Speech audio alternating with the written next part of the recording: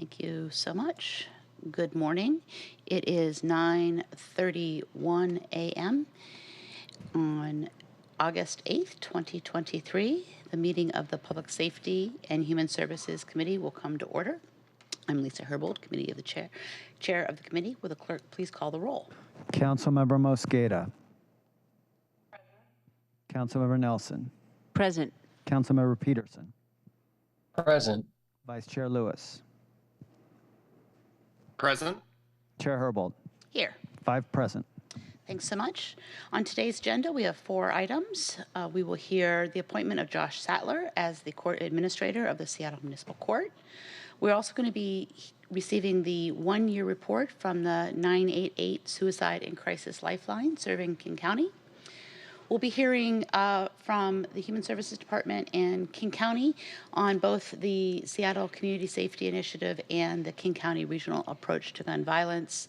And then we're going to be receiving Q1 and Q2 metrics from Human Services Department and the Law Enforcement Assisted Diversion Program and co-lead. That will be the last item on our agenda for today. And with that, we will move to approve our agenda for today's committee meeting. If there is no objection, today's agenda will be adopted. Hearing and seeing no objection, today's agenda is adopted.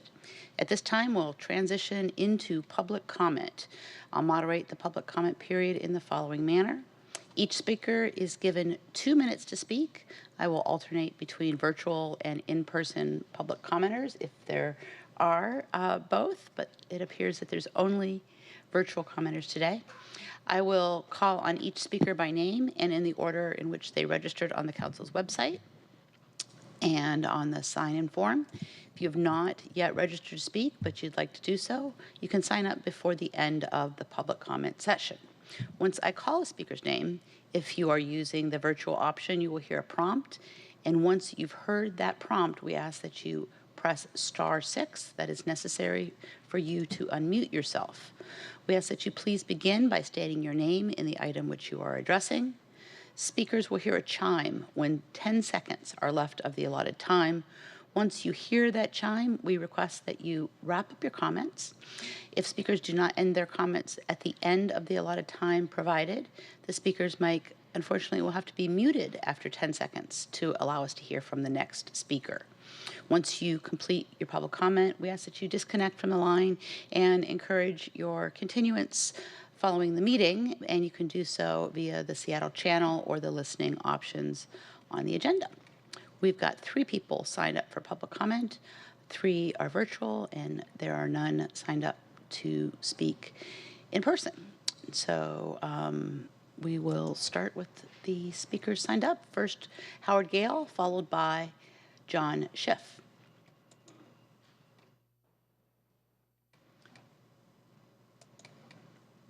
Good morning. Howard Gale with seattle.gov. Since today may well be the last time a member of the public can comment on things not on the City Council agenda, let me take this opportunity to point out that the things that fail to get on Council agendas are sometimes more important and revealing than those that do. For example, things that never made the Public Safety Committee agenda, OIG whistleblowers in 2019 and 2021. Revelations of serious malfeasance by the Office of Inspector General investigators in 2021 and 2022, including the fact that an OIG investigator with a prior career as a cop rubber-stamped hundreds of OIG audits and OPA investigations. Failures of the CPC to do their federally court-mandated duties to investigate patterns of inadequate OPA investigations and patterns of abuse by the SPD, most notably the unrelenting patterns of shooting and killing those experiencing a behavioral health crisis. That never made it onto an agenda. The failure of the CPC for over 6 years to investigate and propose, as mandated by the ordinance, an appeals process for people abused by police when the OPA investigations are improper. The failure of the CPC for over 6 years to investigate and propose, also as mandated by the ordinance, investigating alternatives to the SPD doing their own internal investigations in cases of the use of deadly force. And then we have the failure to ever hold OPA, OIG, or CPC department heads responsible for corruption and malfeasance. The failure to have hearings or ask questions concerning SPD's near shooting of an unarmed black teen just last February. The failure of for 7 months of having any monthly reports on the failed affected persons program despite that requirement being in legislation, and most recently, the failure to address Real Change News' revelation that the federal court monitor serves the interests of the SPD, not the interests of actual police accountability. These are things that never made it onto an agenda. Our next speaker is John Schiff. John is showing as not present, so we'll move down to David Haynes, and if Mr. Schiff's status changes, we'll hear from him after Mr. Haynes. Go ahead, Mr. Haynes.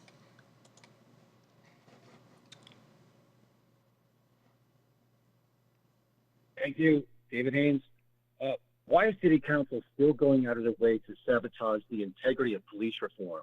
They're using more tax dollars to pay off people who are totally unqualified to judge people based on their criminal, repeat offending drug problems. And the whole time, you're not requiring the police to question all of these junkie thieves and repeat offenders to find out where they got the drugs to go shut it down. In fact, thanks to City Council, if you sell drugs and you do some drugs, you're exempted from jail, no need for bail, go straight to housing and services, while innocent households are still suffering from racist discrimination. And yet we have community safety who's totally failed the community, who keeps running interference for troubled souls who repeat offend.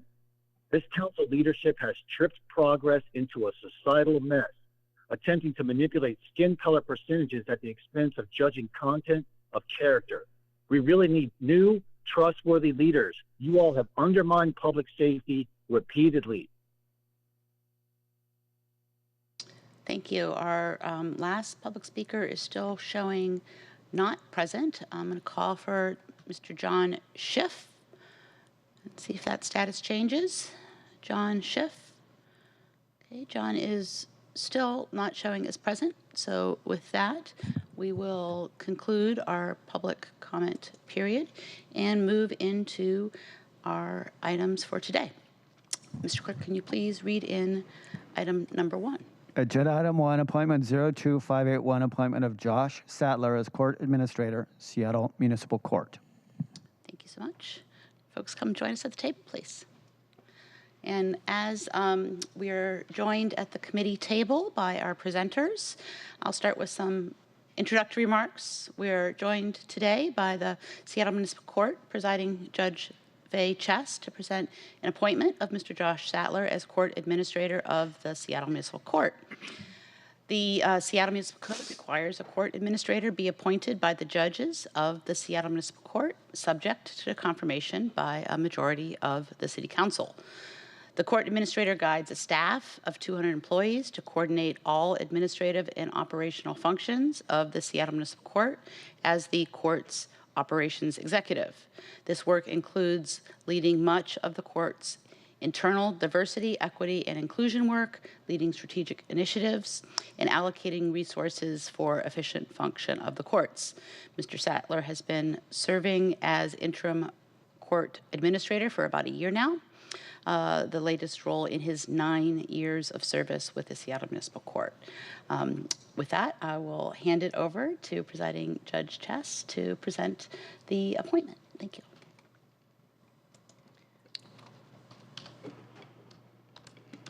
Okay. Good morning. I am Faye Chess, presiding judge of Seattle Municipal Court, and I am pleased to introduce you to Josh Sattler, who I have appointed to the role of court administrator with the support of and the recommendation of Seattle Municipal Court executive leadership team. Seattle Municipal Court and the City of Seattle are fortunate to have a well-positioned leader ready to lead the court during an extraordinary time of significant organizational change and challenge. Josh was the finalist in our most recent court administrator recruitment, and as you just heard, has served the court for 9 years in several leadership positions, and most recently has served as interim court administrator since August 2022. I chose to appoint Josh in lieu of a formal recruitment because the court is at a critical time with several major initiatives that we must ensure are completed successfully without delay. We are nearing our go-live date for a new municipal court information system, a $60 million investment, completing a court-wide reorganization, negotiating 5 labor contracts, and facing a likely significant city budget deficit in 2025-2026. As the interim court administrator, Josh has successfully moved the court forward, established a strategic vision and priorities, while shoring up leadership capacity, governance principles, and improving communication throughout the court, reestablishing trust and improving employee and stakeholder engagement. So we are here to ask for your support in moving his appointment to the full council. Thank you. Mr. Sattler. Thank you very much for having me this morning. This is a tremendous honor for me, and I really appreciate the support and confidence of Judge Chess and the Seattle Municipal Court judges. Thank you. Turning to my colleagues, any questions? I have a few, but I'll go ahead. All right, great, thank you. So yeah, just a few questions to get a little bit of a conversation going on here. If you could just maybe speak a little bit, you have been filling the role for I think we said 9 months now. I'm just wondering, are there opportunities for improvement that you have observed since you've been playing this role? Absolutely. I mean, I started this role in the midst of quite a turbulent cascade of changes, as Judge Chess outlined, and we chose to see a lot of those changes through, including an entire reorganization of our executive leadership team.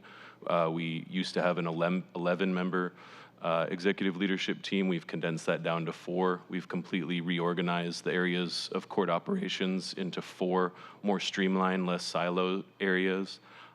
We continue to look at case flow as we come out of the pandemic, and like Judge Chess said, we're about to see through a sizable technology investment by the city that goes live in March 2024 with our case management system. Right now, we're operating on a homegrown case management system from the 1980s. This is new technology that will help us dramatically change the way we deliver service to the public. And can you speak to how this new case management system will be something that people can experience the difference? Sure. Internally facing, I mean, for our new employees who start at the court, it is tough for them to learn a DOS-based computer system from the 1980s. They'll have a much more streamlined user experience. In terms of serving the public, what we've done throughout this entire process is put a customer-centric lens on the services, starting with how they view files online, how they can access court documents. We've started to build videos that accompany the case management system, such as our infraction process. What does it look like to come to court for an infraction? Really thinking about how, especially in a remote setting, customers access justice through the municipal court. Fantastic, thank you. And then the last question I had prepared is if you could just speak a little bit to how you approach organizational management and how you would describe your leadership style. Organizational management or organizational change management, sorry? The latter, thank you. Okay. Well, luckily, this is something we've been creating as part of our new case management system, but what we've realized is that the change is much broader than just the technology. And we've started to incorporate all of that change into something that we've been calling a communication cascade, which seeks to really engage the voices of everyone in the organization to talk about the changes, to learn about the information, and then to deliver it in their own voice to their colleagues. So that's something I'm really proud of. In terms of management style, it's definitely a collaborative approach at the court, especially with our executive leadership team and the judges. In coursework through the National Center for State Courts, we talk a lot about productive pairs between a court administrator and a presiding judge. I believe that extends throughout the entire court system. We need to be on the same page, and I see myself as a colleague with everyone else on our leadership team. Thank you. And I just, this isn't a question, it's a statement. I really appreciate the work of everybody at Seattle Municipal Court as it relates specifically to a high priority project for this council, which is your probation evolution project. Really excited to see the many months work, maybe even years at this point, coming to a conclusion, and looking forward to hearing sort of the report out on that effort. It's very exciting work and has the potential to create a lot of positive change for our community, so thank you. Checking to see if any of my colleagues have any questions. Councilmember Nelson? Well, I just wanted to say that Mr. Sattler and I both participate in the mayor's fentanyl systems work group together, and your knowledge of the history of the court and its proceedings and it inspires a lot of confidence. And in my meeting with presiding Judge Chess the other day, she sang your praises. So I have nothing but confidence that you're the right person for this job. So I appreciate you stepping up. I have a question about the court administrator position. Has it always been an appointment, an appointed position? Yes, it has always been an appointment by the presiding judge. Okay. Thank you very much. Thank you very much for your service. Thank you. Thank you. All right. Any additional questions? Not seeing any, either in person or virtually. Calling one more time. All right, with that, I'd like to move appointment 02581 for passage. Is there a second? Second. Thank you so much. I have no additional questions or comments, just other than saying thank you for your service, and thank you as well for willing to be formally selected and chosen for this new leadership role. Appreciate that. Thank you. Thank you for your time. We appreciate it. Will the clerk please call the roll? Councilmember Mosqueda. Aye. Councilmember Nelson. Aye. Councilmember Peterson. Aye. Vice Chair Lewis. Yes. Chair Herbold. Yes. 5 yes. Thank you. This appointment moves on to full council on August 15th, and we can communicate between now and then about whether or not Mr. Sattler intends to be present. He's welcome to. He's not required to, but happy to have him to be present and formally accept the final vote. Thank you. Mr. Clerk, can you please read in item number 2? Agenda item 2, 988 Suicide and Crisis Lifeline Serving King County Year 1 Report. All right, great, thank you. As we are being joined to the table, a couple introductory remarks. We're going to be joined by Michelle McDaniel, the Chief Executive Officer of Crisis Connections. Our presentation today will touch on the crisis continuum of care related to 988 and behavioral health. The first point on a crisis response continuum is that call for help, whether it's to 911 or 988.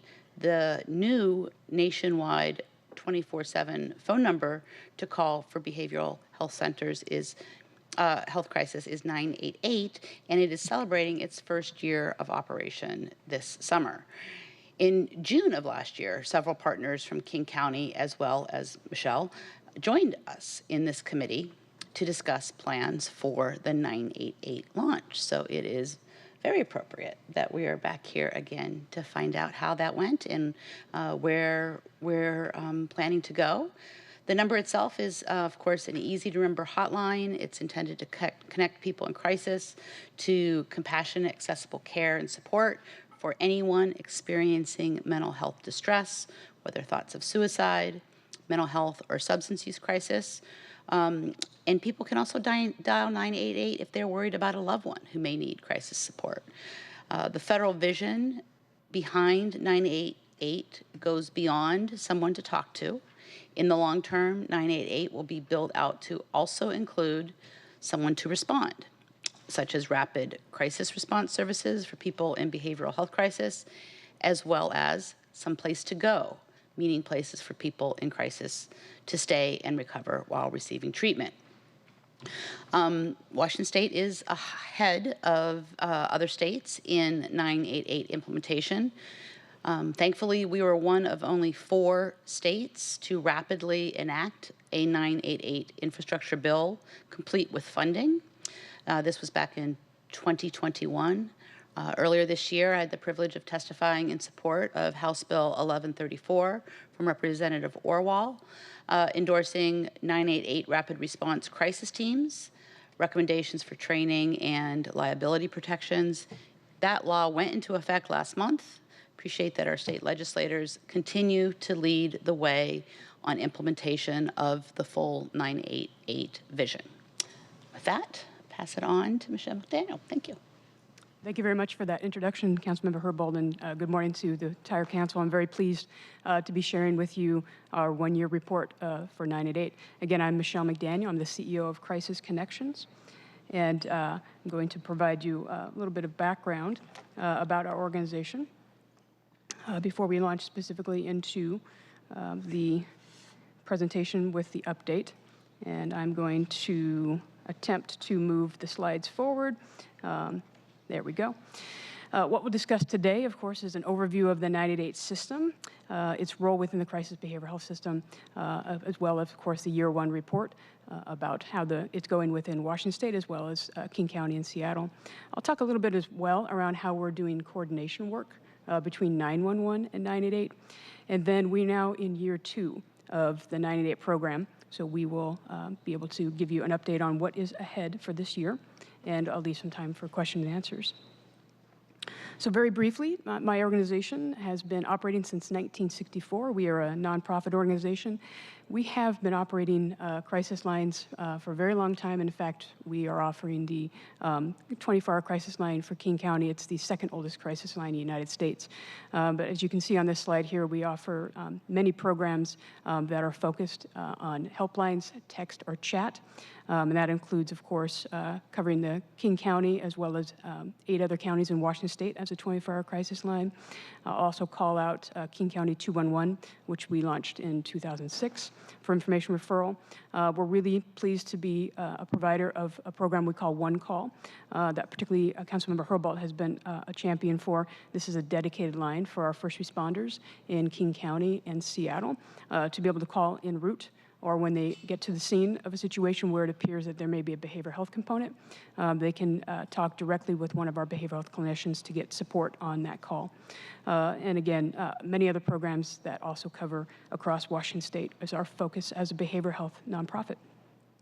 I wanted to also provide context, as Councilmember Herbold mentioned. We fit in, my organization, our services within the larger continuum of care for crisis services. And so with this slide, just an opportunity to give you context about where Crisis Connections and similar programs fit in. At the extreme left is the least restrictive option for people who are experiencing a mental health or substance use disorder crisis, and that's a 24-hour crisis line. And so from there, we move to the right. You can see we have items that are in a little bit darker teal. Those are services that are required by the behavioral health ASOs to provide in every region of Washington State. So a 24-hour crisis line is required, a mobile outreach team, which my organization is one of the few organizations and services that can dispatch mobile crisis teams. Of course, then what we call the most restrictive, the 4 walls of an involuntary or voluntary psychiatric inpatient. So those are the required throughout the state.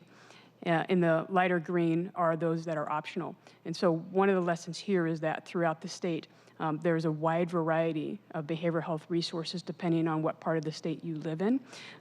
Within King County, we have some of the most robust, and that includes next day appointments for people who are in need to see someone in person or virtually, and so on and so forth. So Crisis Connections in our role is really the front door to this whole continuum of care, and are able to dispatch or recommend or be able to connect people to so many of these resources that you see here. The great thing that is happening, I must mention, is, again, in context of 988, is just one part of building out our behavioral health system. and has been under-resourced for many decades. And we're seeing now a great amount of momentum across the state as well as the city and county to address the need to build out our crisis care system as people are in greater need in our community. And so, as you're aware, the Crisis Care Center levy was passed. My organization was a big proponent of that to be able to have an opportunity for people to walk in. Just as if I had broken my arm and I needed to get immediate care, we will have the opportunity for people who have behavioral health crises to be able to walk in. And that Crisis Care Levy then funds 5 of those walk-in centers. There's also efforts to increase the mobile outreach capacity as well as designated crisis responders who are the people who are given the authority in an extreme situation to involuntarily commit someone for psychiatric reasons. And then also we know that programs such as the law enforcement assisted diversion and other co-responding programs are being stood up. We need all of those levers in order to really support the community. And again, more context, there's a national vision around behavioral health and where the 988 system fits into. 988 and related crisis lines fall into having someone to talk to immediately, very low barrier resource, someone to respond, such as mobile crisis teams, and then also someplace to go. As I mentioned, one of those opportunities, of course, is the crisis care centers that will be stood up in King County. So the 988 system, ultimately, the 988 system is a change in phone number. So we have had the National Suicide Prevention Lifeline across the country since 2005. My organization, Crisis Connections, has been one of the providers of that service since 2010. And so at a very simple level, this is changing what was a 10-digit phone number into a 3-digit dialing number. I will tell you in all honesty that I couldn't have told you off the top of my head what that 10-digit number was, which means that the average person in the United States wouldn't be able to recite that as well. So part of this function of the U.S. Congress passing the National Suicide Hotline Designation Act in 2020, which again gave the pathway to moving from a 10-digit to a 3-digit line, was really to reduce barriers for people accessing behavioral health across the country. And so, as I mentioned, Crisis Connections is one of about 200 call centers, behavioral health call centers across the country that are answering this line. Again, it's a free and confidential service, 24/7, 365 across the country. I will let you know that it was a national launch on July 16th, 2022, but it was also what we would term a silent launch. Not every community in the United States was truly prepared as we were in Washington State to launch this program. So much of the marketing or publicity has been reactive, really to media stories. You will now see in year 2, as the system's getting more built out, you will start seeing some more marketing and some more visibility for this program. And again, the point is to connect community members who are experiencing mental health, substance use, or suicidal crisis with the trained crisis counselor. Within Washington State, there are 3 providers of the 988 system.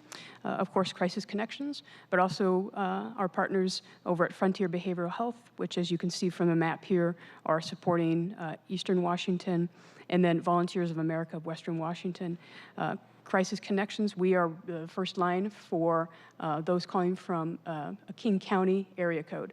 It's important to note that right now there is not a geolocation function for 988 nationally, meaning, as we know, people are quite mobile and may not change their phone number. So if somebody is calling 988 from a 206 area code and they happen to be in Prescott, Arizona, they're going to be routed to the Crisis Connections call center. That being said, it's a network across the country, and if for some reason in the support that our team is providing, we need to connect them to local resources, we have the ability to do that very easily and do a warm handoff. We have a team right now of 45 bachelor's degreed clinicians and master's level staff that operate the 988 crisis line for Crisis Connections. And all of those staff members are remote. one of the ways that we have been able to manage the workforce crisis within human services and specifically behavioral health is to be able to offer the opportunity for remote work.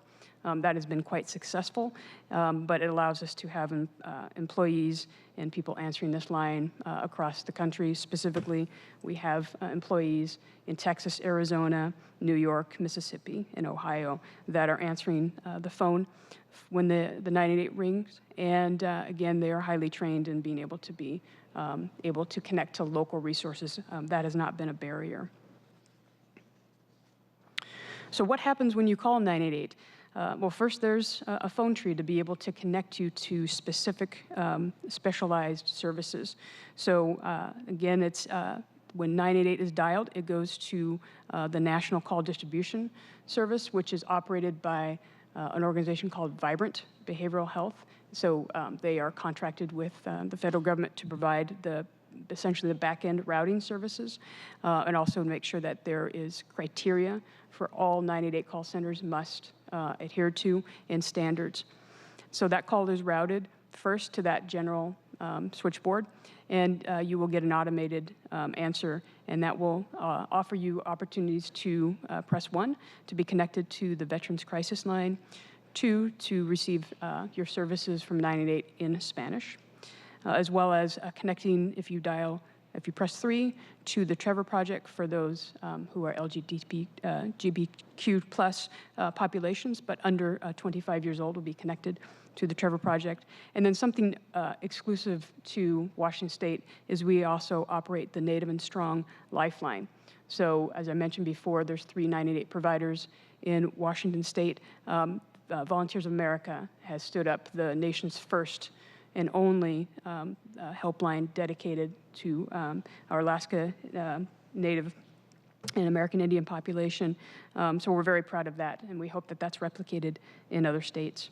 Also the opportunity, of course, for people who need to utilize the relay service, and then there's a text and a chat function to the 988 service. So you'll start seeing, like I mentioned, some outward marketing to be able to create more awareness as other communities have been able to build up their 988 capacity. It is a safer situation that call centers throughout the country will not be overwhelmed, and you'll start seeing some marketing such as this ad right here.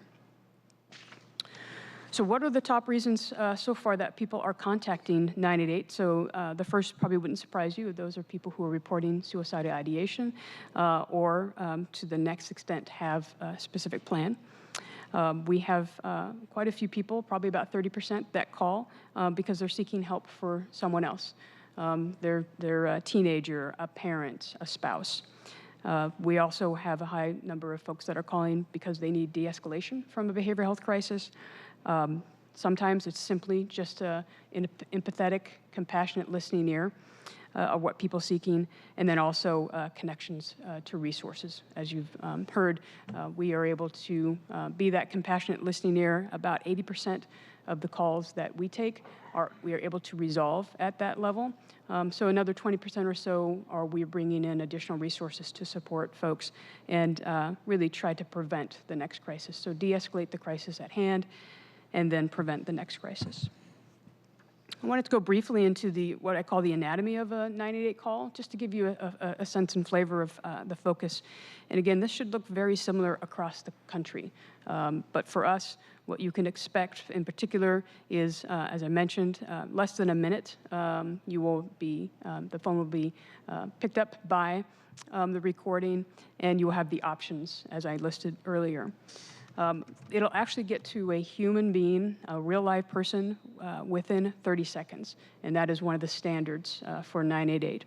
So for my organization, we are able to pick up the phone and get a live answer about 90% of the time, between 90 and 95% of the time, within 30 seconds or less. And this is where the counselor is going to hear the client's story, assess for safety. Again, this is, of course, suicide prevention resource, so it's not uncommon for people to be experiencing suicidal thoughts or again, putting together a plan. So they're going to be listening for the story and just assessing. And then this is a really important part, and this is about building rapport. We want this to be a safe, accessible resource for all. And so they're going to explore the situation, and what we're looking for is to make sure that we have folks that are able to assess the need, but also let's utilize people's strengths. We really want to leverage the resiliency that everyone has and their natural supports. And again, continuing to listen and assessing for safety. This is where also maybe assessments for potential domestic violence, abuse, and things like that may occur. And then really wrapping up the call, work with client to collaborate to establish safety and resolve the issues. And again, I won't read all of this, but developing coping strategies, really engaging the caller. We are not, 988 is not an advice line.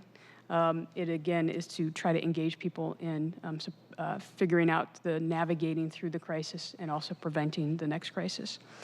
There's an opportunity as well to do follow-up calls, and so we use peer counselors in order to follow up with someone 2 days later, a day later, if they would like, see how they're doing with their coping strategies, if they're able to connect to resources. And that's a newer feature in crisis lines in general, to be able to have a peer counselor call back and make sure that this was a successful intervention and find out if they need more support or different support.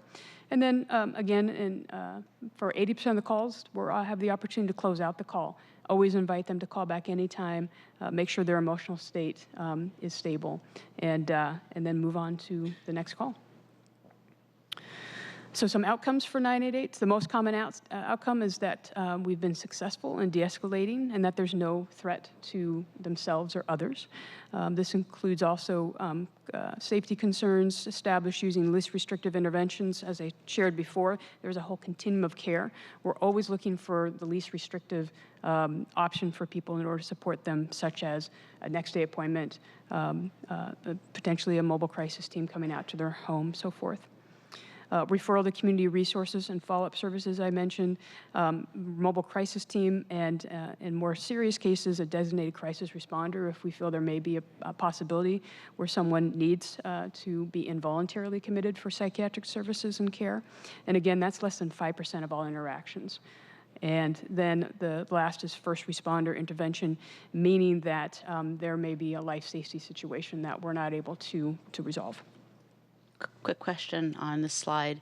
Could you just give us a sense of the difference between the category on this, the outcome category on this slide for referrals to a mobile crisis team or designated crisis responder, and the 2% that are referred to a first responder? Just like a sense of what makes the difference of whether or not there's the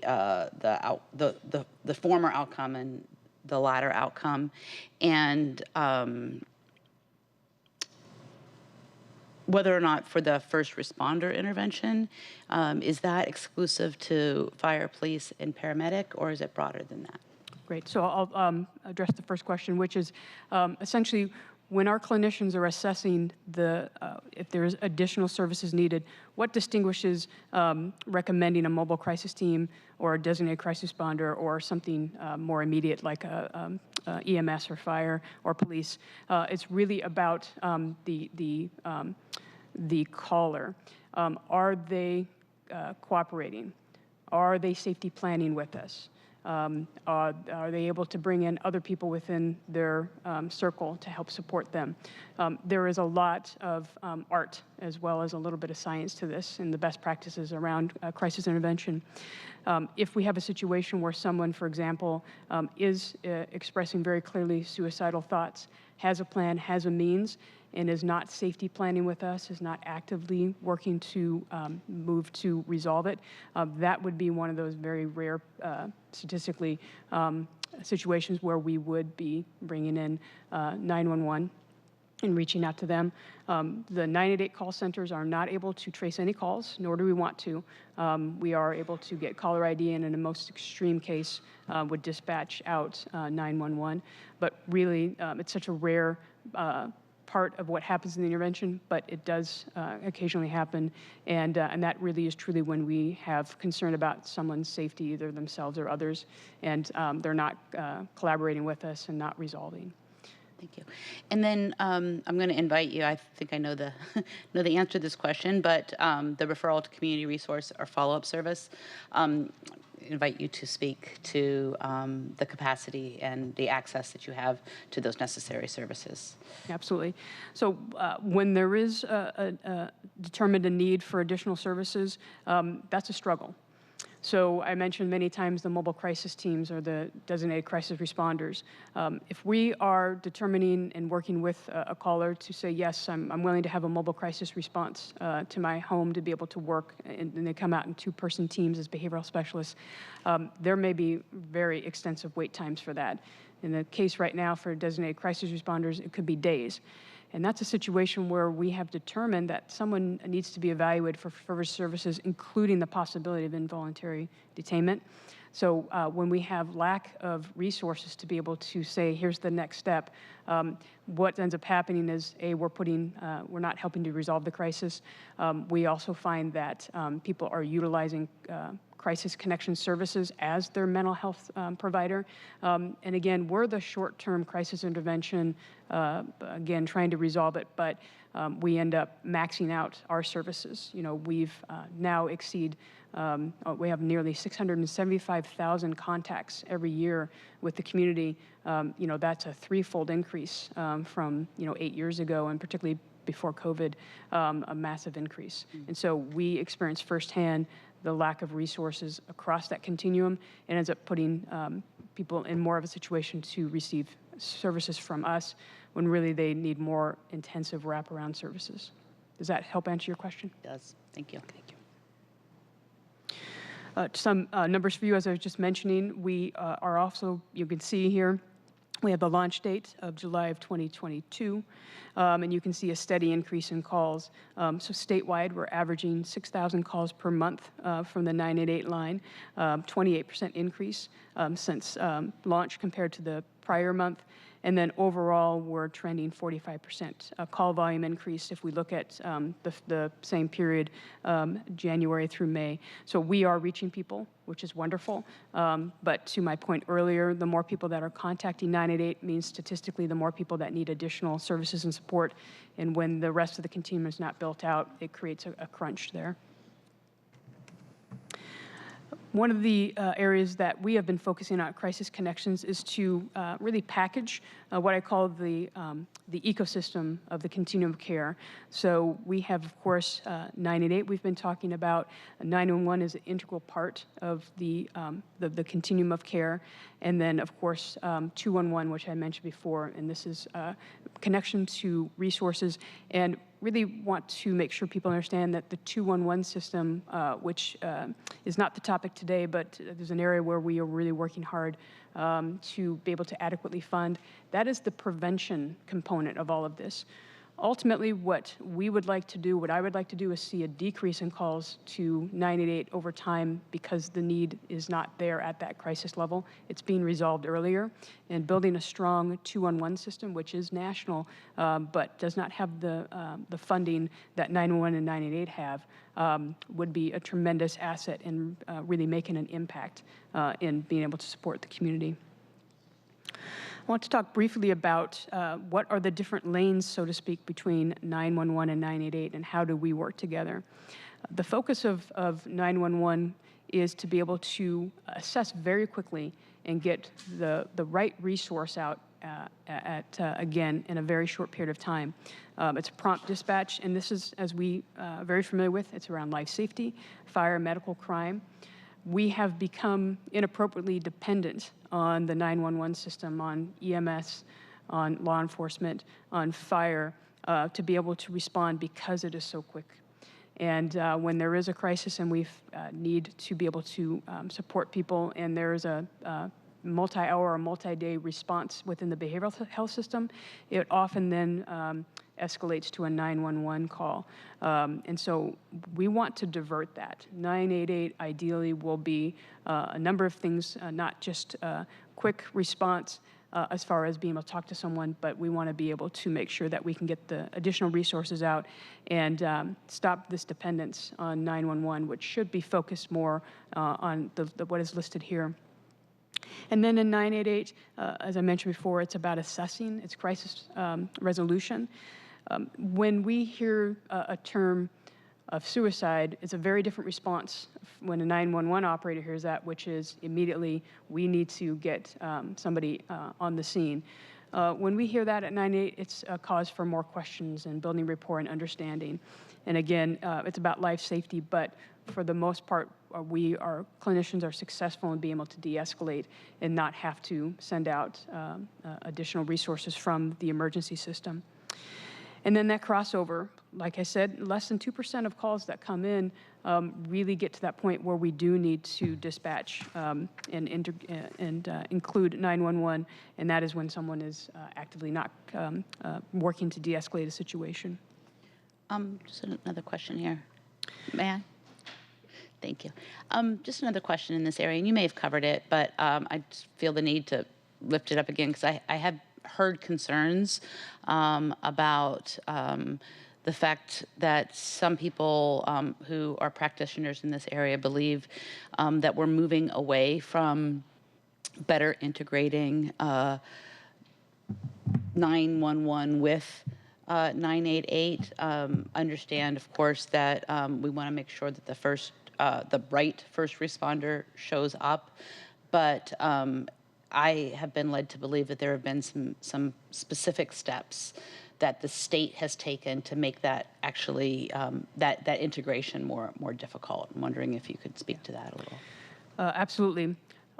First of all, we recognize that 911 and law enforcement response often is not the right response. We have, again, relied a lot on our first responders to be social workers and be behavioral health clinicians. We also recognize that, particularly for certain populations, there's a higher rate that the situation can be escalated versus de-escalated, particularly in our communities of color, our Black community in particular. So we recognize that, accept that, own it, and so we want to make sure, again, that the right response is dispatched. And again, we need to partner with 911 and all first responders to be able to make sure that we are standardizing how we're interacting across the state between 911 and 988, make sure that the right call is made as to what to do next. So we have done extensive work with the 911 leadership across the state to literally map out how we want the responses to go, educating our first responders on behavioral health. And it's not new to be partnering with, as crisis lines with 911. That's been happening since we started in 1964, but we're being more aware and methodical and thoughtful about how that interaction happens and that handoff. And again, this is where programs like Crisis Connections One Call is really important, where we're actually able to provide information and coaching to first responders, either on the way to a behavioral health situation or when they get on the scene. So that we have found that law enforcement in particular is really open to this engagement and this partnership. Again, if we want to make a difference here and make sure that we are providing the right care and support and safe and accessible support to the community, we have to partner and work together to do that with first responders. Okay, thank you. Nearly done with my presentation, and hopefully you have time for more questions. Wanted to let you know now we're in year 2 of 988, and so what is happening in Washington State? As I've mentioned, there are 3 988 providers, Crisis Connections being one of them. Right now, if a call is not picked up within 30 seconds by one of the 988 crisis call centers across the country, it will be routed to a centralized backup system that I believe is primarily in New York. We want to retain any calls that originate from Washington State area codes in Washington State.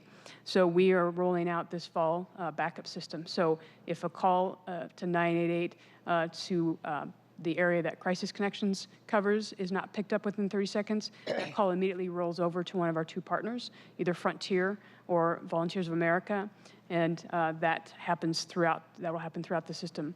So we are working on that. It's really important that we have as local of a response as possible.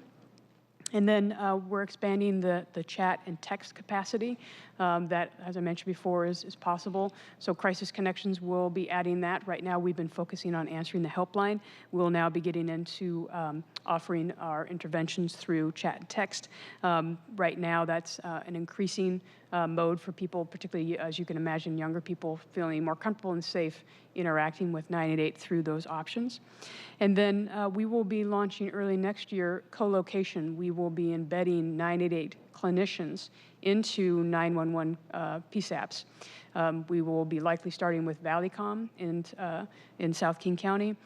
We have been in extensive conversation and meetings with Seattle 911, so that, again, we can have immediate response, support the 911 staff in knowing when to move a call to us.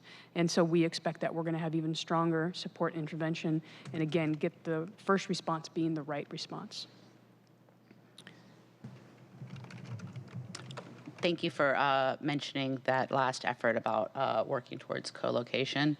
I think that's also an element that addresses some of the concerns I've heard about integration with 911, so that's very helpful. Just looking to see among my colleagues, my online viewing is temporarily, okay, just looking to see if there's any virtual hands here. I'm not seeing any. Councilmember Nelson?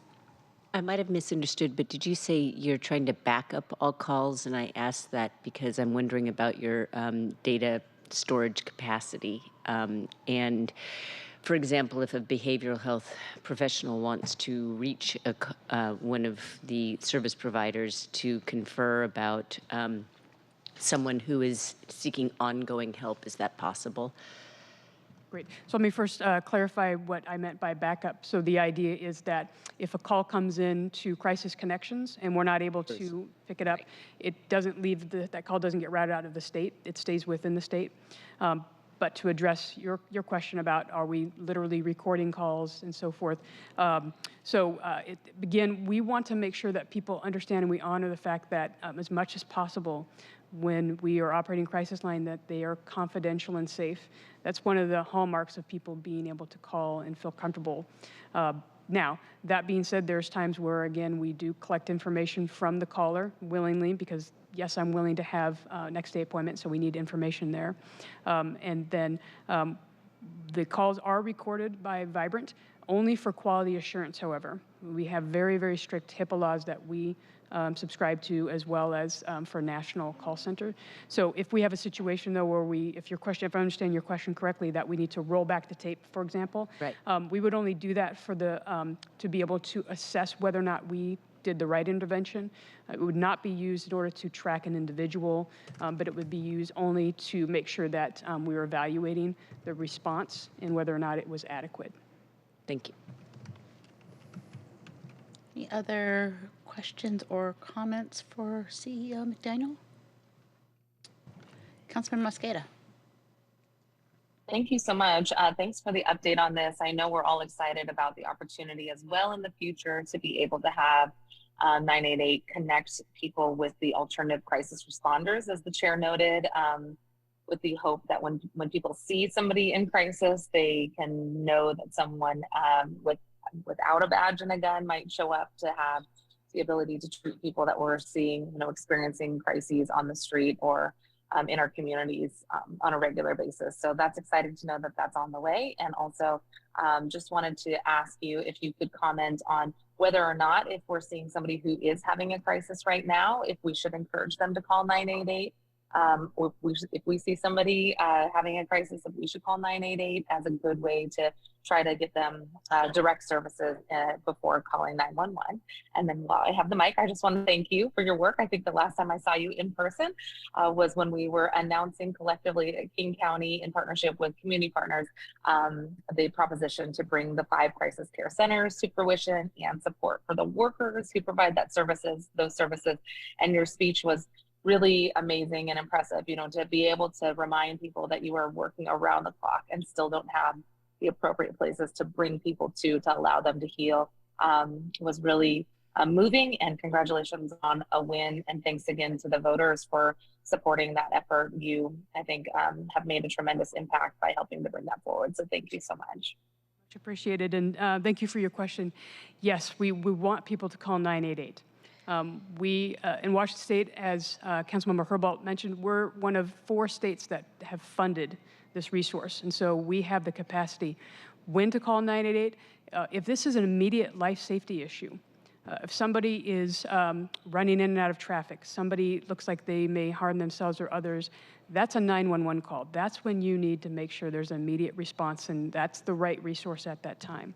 And so we want to make sure, as I mentioned, that we are diverting calls that have been going to 911 that are really more behavioral health. But again, if you're determining, it's not up to the public to have to kind of do a mental gymnastic about which number should I call. If you feel that there's an immediate safety risk, please call 911.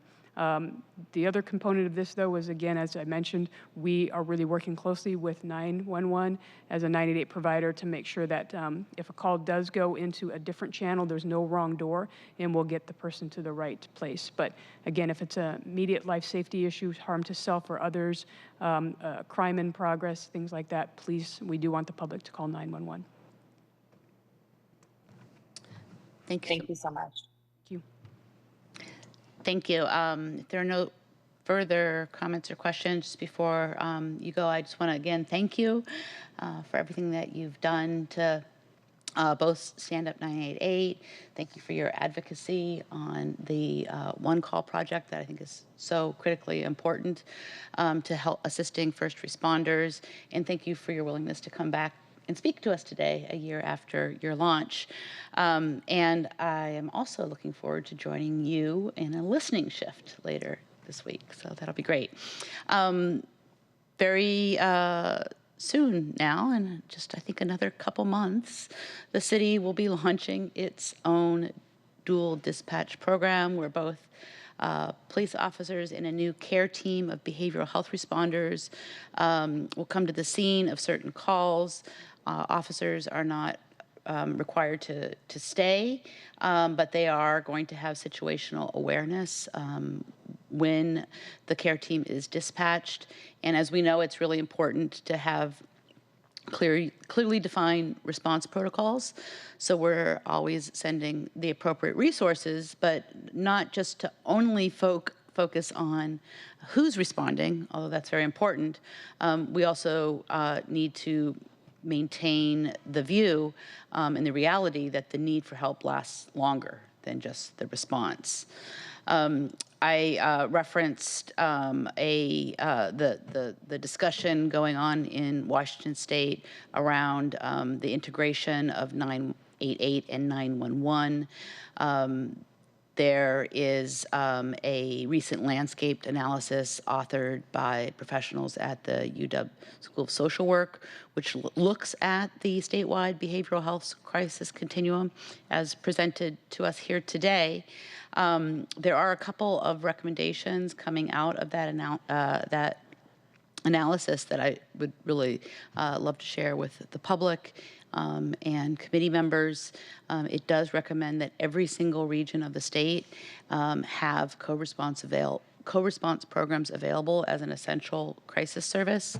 And it also recommends that these co-response programs share information and closely collaborate with the 988-led behavioral health response systems, including call centers, mobile crisis teams, and crisis stabilization facilities.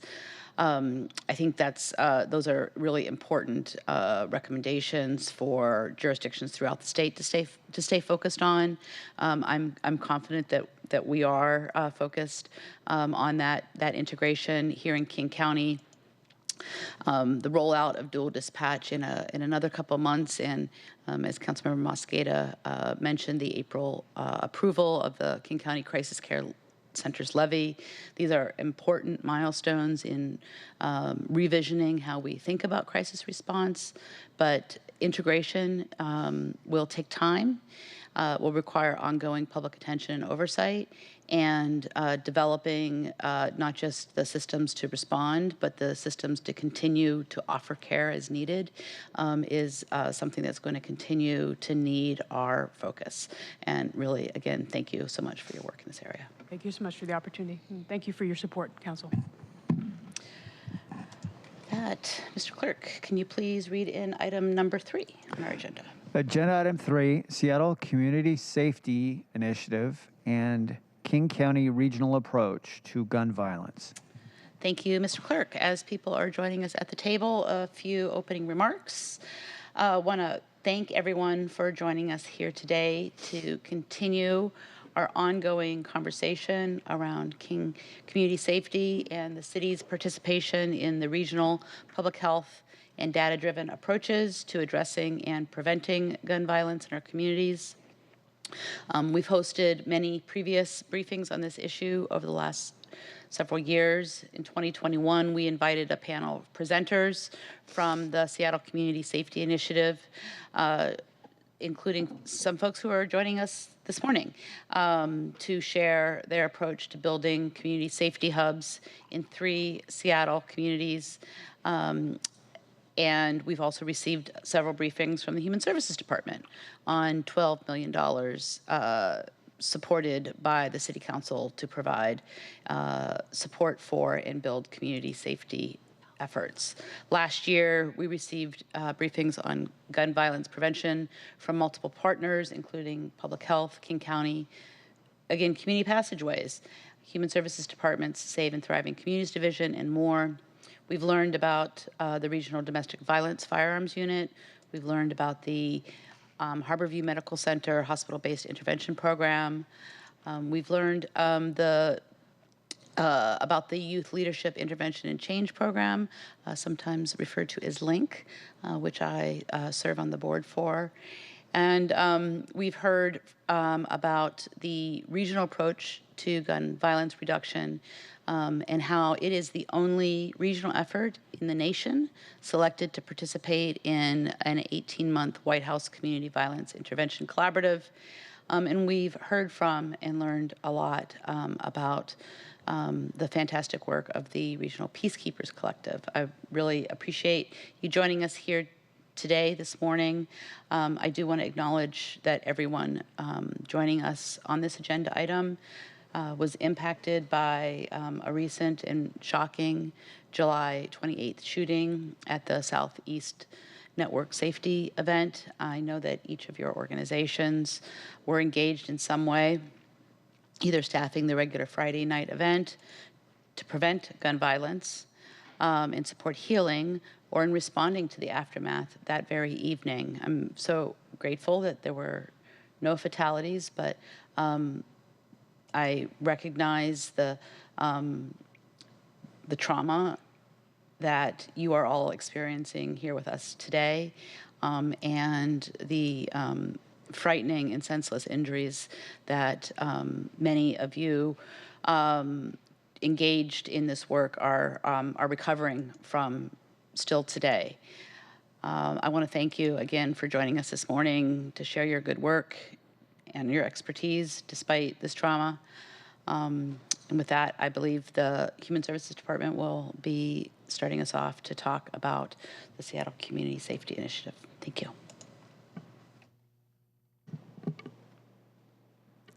Good morning. Okay, great. For the record, I'm Tanya Kim, Director of the Human Services Department. Good morning. I'm Annie Lee. I'm the Interim Deputy Director for the Human Services Department. Good morning. I'm Dominic Davis, CEO of Community Passageways. And Eleuthera, you're at table. Do you want to just go ahead and introduce yourself? Sure thing. For the record, Eleuthera Lish, Director of the Regional Gun Violence Program for Public Health, Seattle and King County. Good morning. That's right. And we have a two-parter, and so we'll swap out, and Eleuthera can drive for the RPKC Regional Peacekeepers Collective conversation.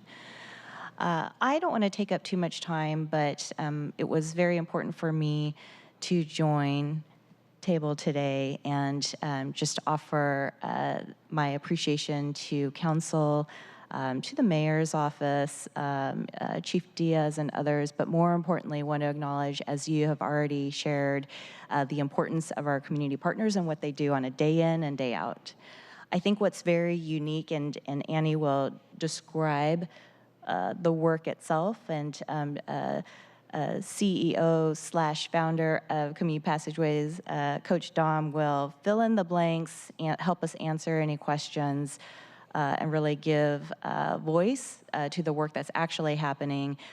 It was really important for me to show up because I also want to express the department's, the city's commitment to the work, and why this particular body of work is a little bit different is because it was developed and birthed from community. It's implemented by community, and we are proud partners in supporting and trying to get out of Coach Dom's way, as well as our other partners. And I need to acknowledge, and we'll go into more detail, but we do have some members and leaders of organizations here. And so I want to recognize some important people sitting in chambers, and hopefully hopefully nobody else has just walked in recently, and then I'll give voice to those who I think are working right now too. And so want to acknowledge Marty Jackson specifically with the Boys and Girls Club of King County, and I understand, as you had mentioned, the trauma, really caring for her staff and prioritizing staff right now, and so just thinking of her team. Of course, Executive Director Chantel Patu. I also have to give a shout out to Paul as well with Urban Family for their work. Marvin Marshall with the YMCA, and no introduction, but again, Dom Davis with Community Passageways. And so it is the work.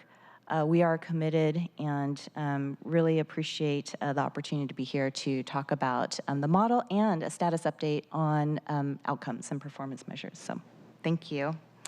And with that, I'm going to be driving this and passing it over to Annie Lee. Thank you, Director Kim. Thank you, Director Kim. Today, our agenda for our presentation is as follows. We'll be introducing and giving some background on the SCSI initiative.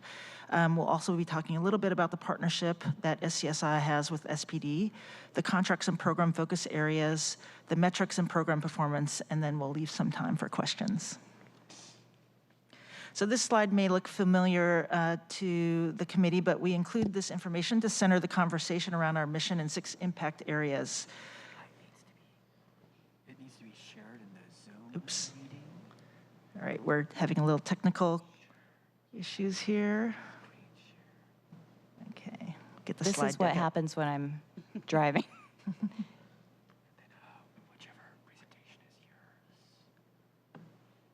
Okay, well, I'll continue on. HSD's 6 impact areas are preparing youth for success, supporting affordability and livability, addressing homelessness, promoting public health, supporting safe communities, and promoting healthy aging.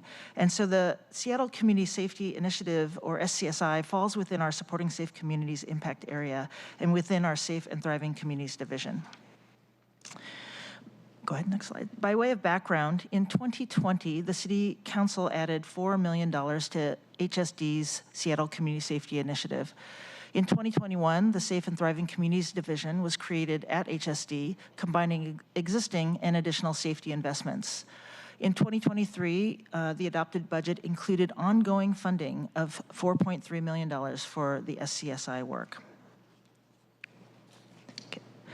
SCSI scales up gun violence intervention and prevention efforts by facilitating holistic, trauma-informed, and culturally meaningful supports by and for community to improve safety and well-being.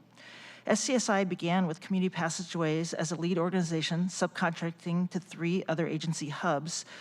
This year, working with our partners, we shifted to individual contracts, which gives additional flexibility to the partner agencies while still maintaining the collective approach. The programs that make up SCSI include Community Passageways, the YMCA of Greater Seattle, the Boys and Girls Club of King County, and Urban Family Center Association. Community Passageways continues to serve as a lead agency and directs policy, meets weekly with SPD, convenes systems meetings, and coordinates and manages data and reporting for all of the hub organizations.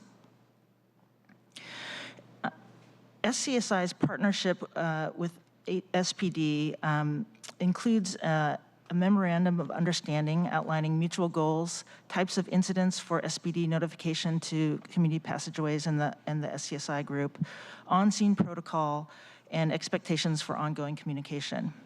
CP and SPD also meet weekly where they discuss shots fired information, and immediately following that shots fired incident, the SCSI partners convene to discuss information, coordination, and response. Together, CP and SPD organize resources into a cohesive structure and facilitate a collaborative community response to critical incidents. This slide provides a breakdown of the SCSI agency hubs and their contract amounts for 2023.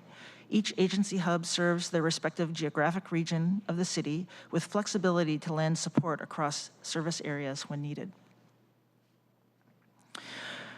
SCSI's approach and strategies are community-based, drawing on evidence-backed best practices from Seattle and other communities. Agencies and services are embedded in community to meet individuals where they are and to minimize barriers to receiving services when they are needed. SCSI offers community-centered gun violence reduction strategies that build relationships that address well-being, trauma, and safety. The priority population for SCSI are youth and young adults of color and their families, individuals aged 12 to 30 years old primarily. These individuals and families are from Black and brown neighborhoods in Seattle where they live, go to school, or work. There's a focus on youth and young adults who have had some contact with the criminal legal system, have experienced incidents of community violence, or have some contact with groups or gangs. The contract program focus areas, and I'll go into more detail in the next following slides, are critical incident response and hotspot remediation, safe passages, resource navigation, and training and professional development. So starting with critical incident response,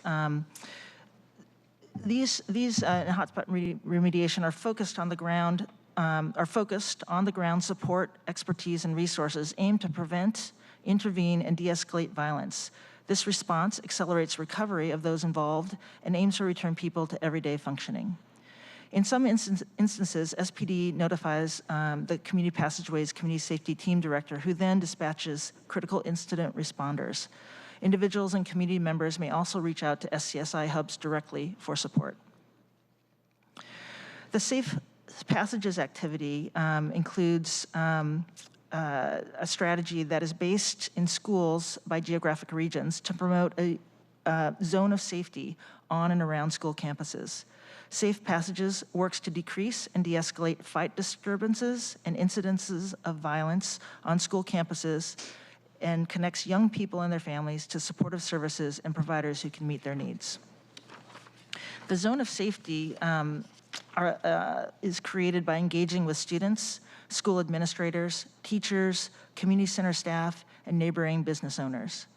And social services include mentorship, housing navigation, employment, academic support, mental health, legal system advocacy, and navigation. Resource navigation focuses on intervention and wraparound support services to stabilize and engage participants in ongoing services. The first phase focuses on addressing immediate needs, including financial assistance, vigil and funeral support, housing and relocation, and referrals to agency hub services for long-term support. The second phase of resource navigation focuses on ongoing support to the individual and family members. And the agency hubs work together on making sure mentoring, grief counseling, navigation of victim assistance resources, medical resources, housing, and job opportunities are available for families. Lastly, SCSI emphasizes continuous collective learning and support for its staff and partners. Training and professional development are essential components of this work. Community Passageways is the lead in bringing in external facilitators for training agency hubs in areas like community safety, de-escalation, outreach, crowd control, active shooter response, and retaliation prevention. Urban Family is the lead for critical incident response training for agency hubs.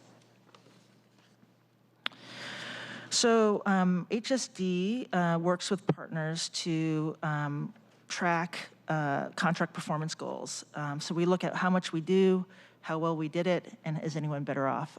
So the metrics here on this slide talk about how we track the number of at-risk individuals engaged or that complete agency hub case management or intake, the number of case management participants who are enrolled or create a service goal or plan, the number of community engagement events implemented for hotspot remediation, number of critical incident responses dispatched by law enforcement and community sources, and the number of community safety trainings hosted for all 3 agency hubs. We know we did well by tracking the number of case management participants who complete at least one goal in a number of areas: housing, education, financial, employment, pro-social, behavioral and mental health, and safety cohort compliance or reduced recidivism. And then we are measuring how better off people are by looking at the number of case management participants who report a decreased involvement in violence and general crime or report a feeling of feeling safer. We also track the number and get information from our contracting agencies on the number of shots fired, incidents that are responded to by the SCSI partners, the number of at-risk individuals who engage or completed hub case management intake processes, the number of engagements clients received before goals were completed, and the number of individuals who complete one goal in a variety of areas. And so you can see the 21, 22, and 23 year-to-date totals. So that's my quick run-through of SCSI, and now is an opportunity for questions that will.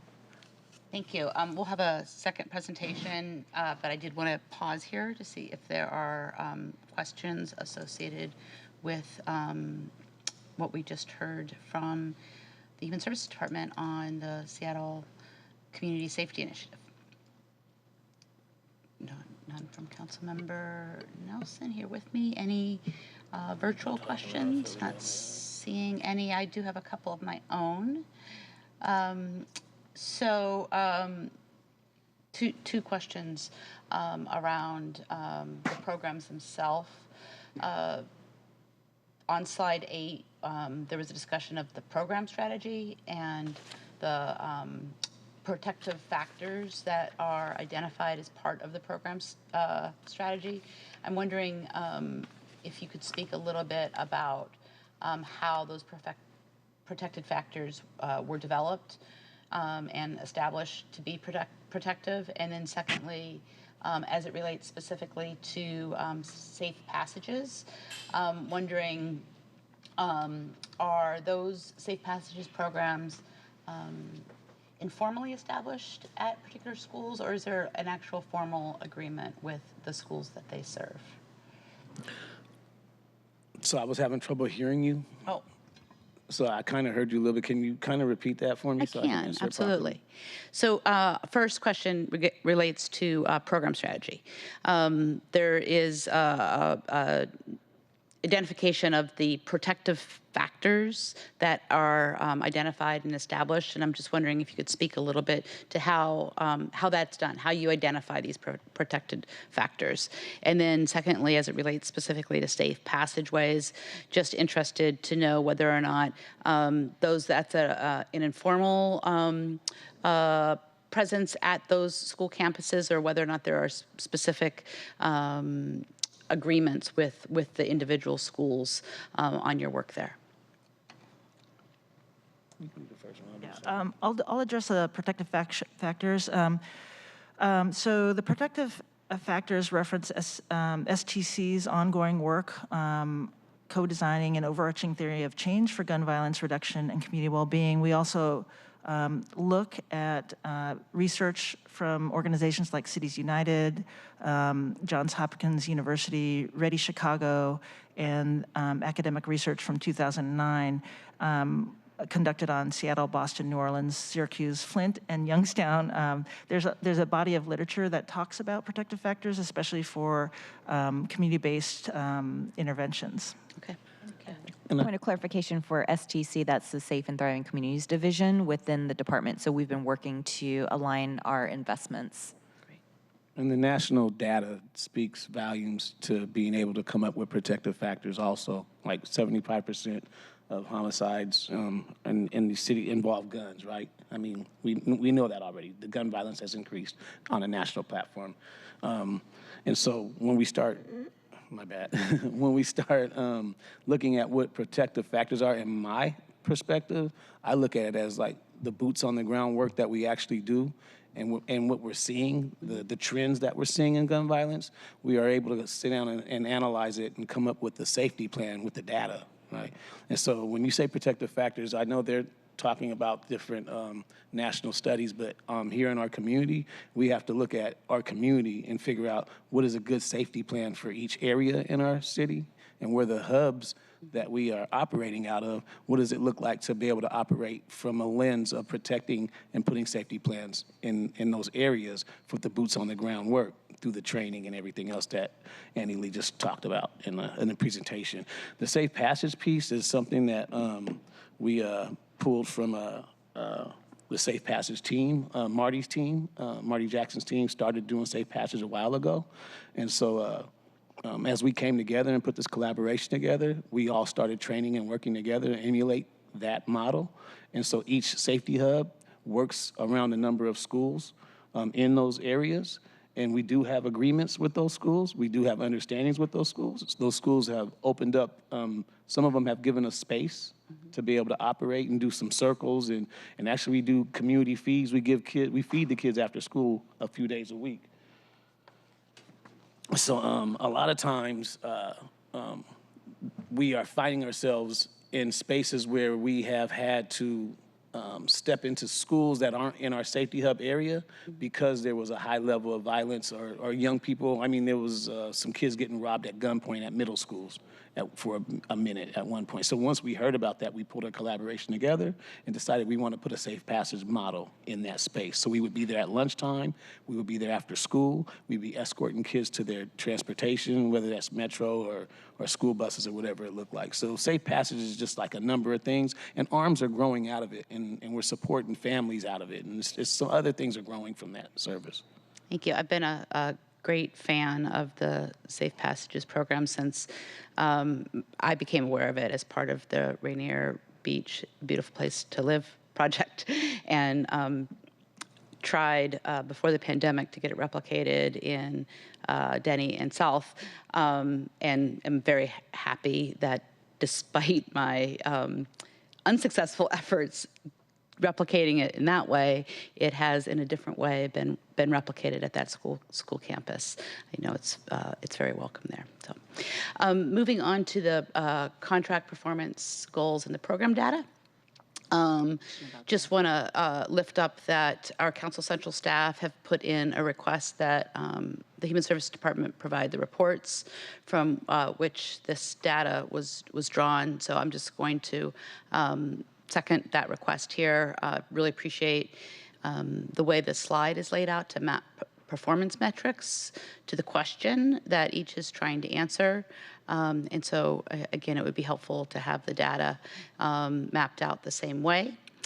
And I think another specific question about the performance goals, and the question in itself may be my showing my ignorance about the ability to track data or to know that something is true in a way that you can track it. But I'm wondering, are we able to track subsequent involvement in gun violence of the individual participant level? Or is there a reason why that's not possible, or it's not the right question to ask?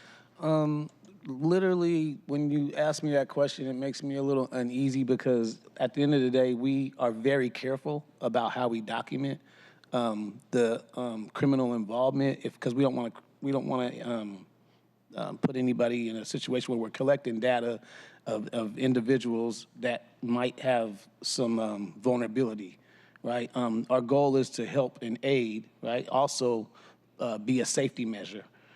So when we're collecting data, we do know who was involved in gun violence. We do know who's a victim of it, right? But when it comes down to the perpetrators, right, we try to go ahead and try to figure that. It's a fine balance. It's a gray line. Mm-hmm. You know what I mean? Community safety is really a balancing act at the end of the day, because you have to keep your credibility in the community and the trust in the community. So however we maneuver that. But yes, we do collect the data. We know how many victims there are because we help the victims, right? So, you know, if there's a victim, there's got to be perpetrators, right? And our goal is to get in front of stopping the perpetrators at this point. And that brings me to another point is the uptick in gun violence right now in our community has been really stressful on our end, and we're putting ourselves in the middle of the violence on a daily basis and trying to go out there and do the outreach that we can and pull people into case management as we can. But there's so many young people now being recruited by these gangs and jumping into the streets. It's mind-blowing. Yeah. It's almost like playing whack-a-mole, right? You help a handful of people, and then twice as many jump into the streets and are being recruited. There's a large recruitment happening by older guys. So it's been really hectic for us to do our work. And we are effective at what we do. It's just you don't get to see what we stop, yeah. Right? You don't get to see what we are able to make not happen. Mm-hmm. You only see what happens on the news or whatever, right? So, yeah. As tragic and upsetting as the numbers, they're not numbers, they're people, are, I often say I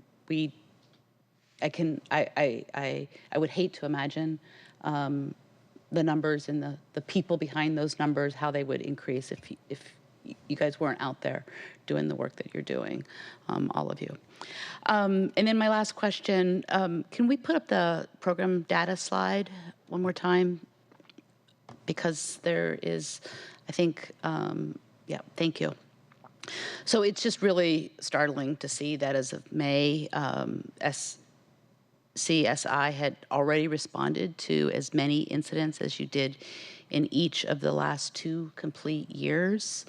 Again, I want to pause on this to amplify the work that you're doing and recognize that this obviously shows how you're working overtime on the response. Just wondering, for purposes of just getting a sense of what these numbers mean, is this a doubling of critical incidents? Are you being pulled in more frequently? A combination of both things? And just trying to get a sense of your observations in the field on what that means. I would say it was a combination of both things. I literally am, as our team is being stretched very thin due to the uptick. Yeah, the combination is the trust that's been built with SPD to be able to respond in a effective manner, and then at the same time being connected deeply into the community, and the community now knows to call or hit us up when they see something happening, when there is a shooting or an incident. So it's not just SPD calling us all the time for these incidents. Now community is calling us for incidents when sometimes we're arriving right at the same time that law enforcement's arriving. So we put a system in place that community trust and law enforcement trust. And I think those two factors are coming to play with the uptick.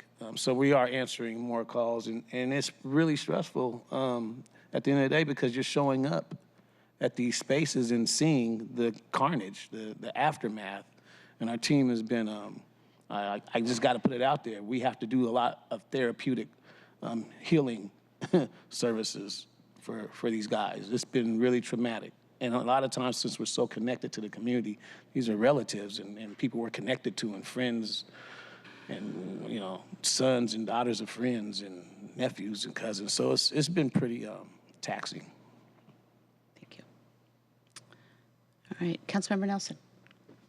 Yeah, back to when we were talking about agreements with schools. Is Garfield High one of the ones that one of the schools you have agreements with? I'm just wondering if you could, if so, then what was the work that went on toward the end of the school year? I know that there was a lot of there were requests from faculty and parents that help was needed, and there was also an expression that the help was not, they wanted community-driven help, not necessarily more officers on the scene. So can you just talk about what you were doing around that situation? So that was, we don't have an official agreement with Garfield at this point. We're going to be working on that going into the new school year. I wasn't at this meeting that was held, and I got the messages back that they didn't know that there was community support available or something to that effect. But we were down at Washington Middle School up the street. So every time there was an incident that happened, we were responding to those incidences that happened at that school that made them have a meeting in the first place. We were on the end of trying to deal with the aftermath of some of those issues, the shootings that happened. And we were also trying to deal with on the front end of working with the young people in that community around that area on a regular basis. We have ambassadors and case managers that have been working with and still does work with a number of the young people that do attend the school and that live around the area of that school. So we're doing the work, but now we want to make something official with Garfield, and we will be working with them. Towards the end of the school year, we went ahead and had some boots on the ground. We had 4 or 5 people start rotating through there towards the end of the school year, and started providing services. We even had some tables set up. Some volunteers came out and was, handing out food to young people. So we started making our presence very well known since those incidents started escalating around the school. So we will step into the new school year, trying to get some kind of official agreement with them. But we're going to be boots on the ground outside on the perimeters anyway. I'll also add that HSD has been working with DEAL and Parks on a sort of a more preventative strategy. Our Youth and Family Empowerment Division has been working with Parks to set up more supports and services for students in that Garfield area. Thanks. I have a follow-up question, or it's not a follow-up to that one. On page 4 of your presentation, it says under the background, in 2020, the City Council added $4 million to HSD's Seattle Community Safety Initiative. Up from what? What was it before? Because that preceded my time here. I'm sorry, I just want to make sure I understood the question. You're asking about the ad and what it was for? No. What was it before 2020? Because this slide says it added $4 million. So what was the base funding? Is this the one-time ad or the ongoing? That's the one time, the first. I believe so. This, as I had mentioned, truly, the city has invested in different iterations of community safety efforts, especially with youth and young adults. There's been some transitions. We have those investments still to this day through different procurement processes. During the pandemic and also, I think the nation waking up to what's kind of existed for some time around institutionalized racism and their harms that being done. Community passageways and our colleagues, our leaders sitting behind table right now had a proposal. And so this was the start of seed money, one-time funds for the Seattle Community Safety Initiative.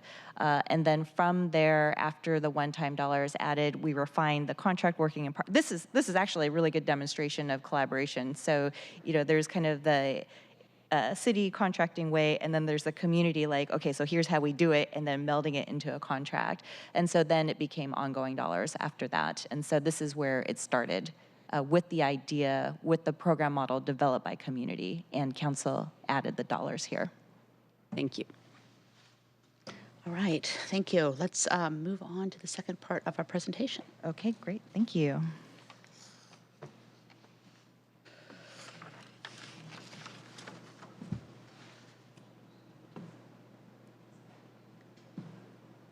Oh, shoot.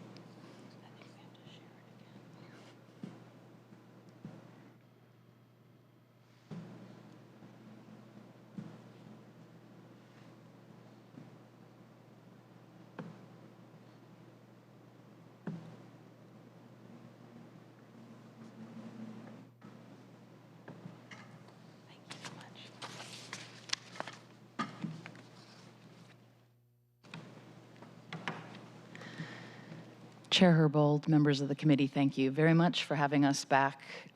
This is an update.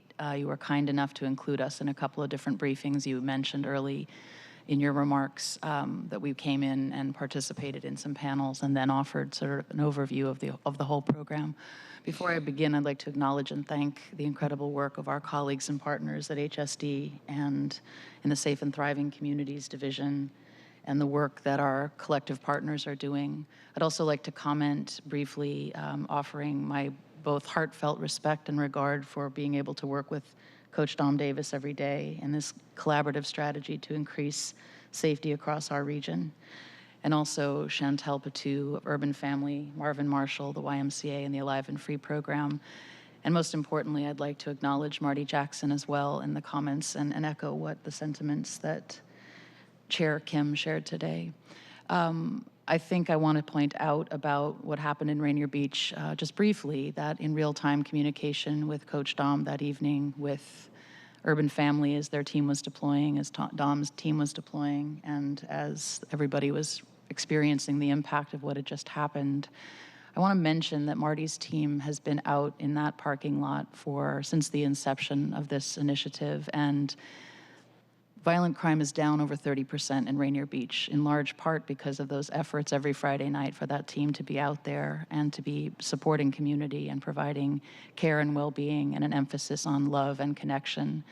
And I had a chance to speak with the store manager of the Safeway just yesterday, and Larry was speaking also about how grateful he is for the investment the city is making, the pass-through money that helps to support our expansion in efforts in the Rainier Valley and also now up into Skyway. So just, again, echoing the sentiments, gratitude, appreciation, and respect for the work of each of our community partners.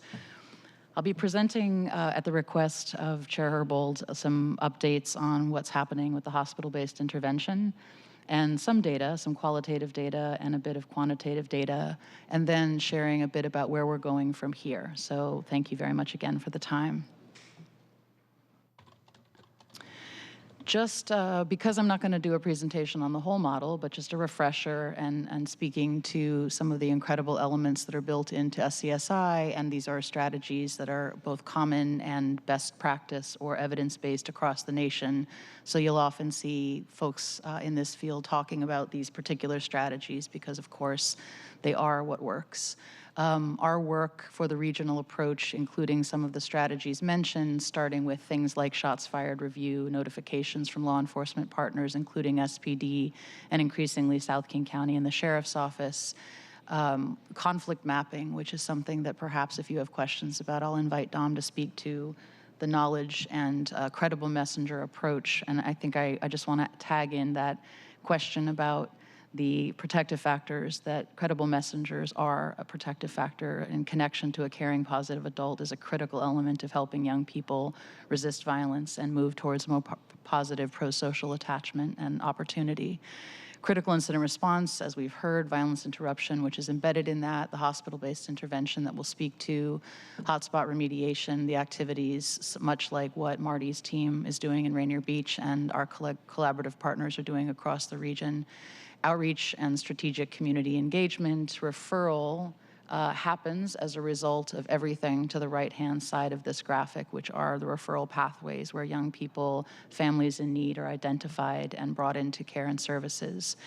You'll hear a little bit about, at the end of my presentation, strategy that we're now embedding. As we are a pilot, we are recognizing that there are many critical elements in play and still some gaps that are missing, and the most important being relentless engagement and cognitive behavioral intervention, both evidence-based and best practiced and evidence-informed strategies that Dom and I, deepened our learning about in trips to Chicago and to Newark, New Jersey, and other places around the nation.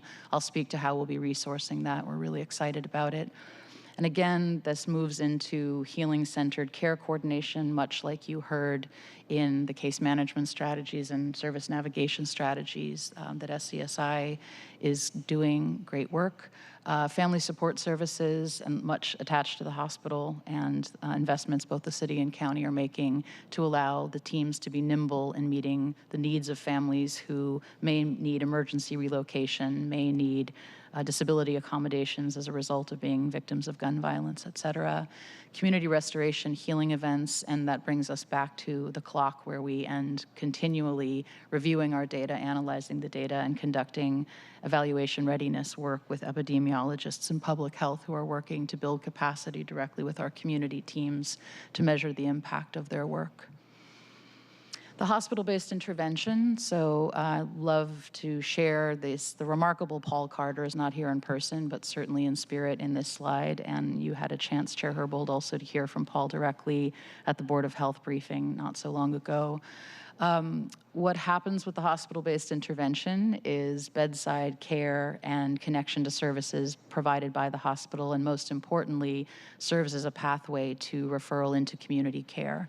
The blended funding that the county initiated this project, and with generous support from HSD and from this committee and from the mayor's office, have continued to invest in and help scale up the hospital-based intervention. So now we are 3 positions deep. We are co-investing in that at a 50-50 split right now, and with one-time investment to increase the hospital through a gap that was identified, the hospital-based intervention, to serve an older population with the council action that was able to do that one-time funding. They're growing their team and seeing already remarkable results. And importantly, Community Passageways is the lead organization receiving referral for those ages 12 to 24 years old. The gap that was identified for the needs of older adults is being supported in a new contract with HSD, with the Urban League, who are mirroring some of the strategies and approaches that you heard about today and that are a part of the regional approach as well. The investment outlined here and the referral I mentioned, both from this younger population and slightly older population and beyond to the Urban League, and we will probably hope see an increase and over time an expansion of the services to meet the needs of the older adult population. And lastly, we're really proud of our partnership with the State of Washington's Department of Commerce, the Office of Firearm Injury and Community Violence Prevention. We work very closely with them, and they watched very closely the work that was happening at the hospital and are now also co-investing to increase the support at the hospital, specifically a director position and adding service navigators. And I recently had an opportunity to go with Dom and his team to meet with the folks at Harborview and to see the expansion and the collaboration and coordination and the mutual respect that's happening, and it's quite remarkable. It is also an evidence-based and best practice-based strategy supported by the Health Alliance for Violence Interventions, the HAVI, who are providing technical assistance to us on this project as well. Some outcomes to share. We'll happily provide any data the council asks for, but because the epidemiologists have been working with our community partners very closely with capacity building efforts, specifically with Community Passageways, increasingly with our other partners, we are seeing a positive move toward being able to measure individual behavior change over time, but currently this is still in the evaluation readiness as a part of the pilot.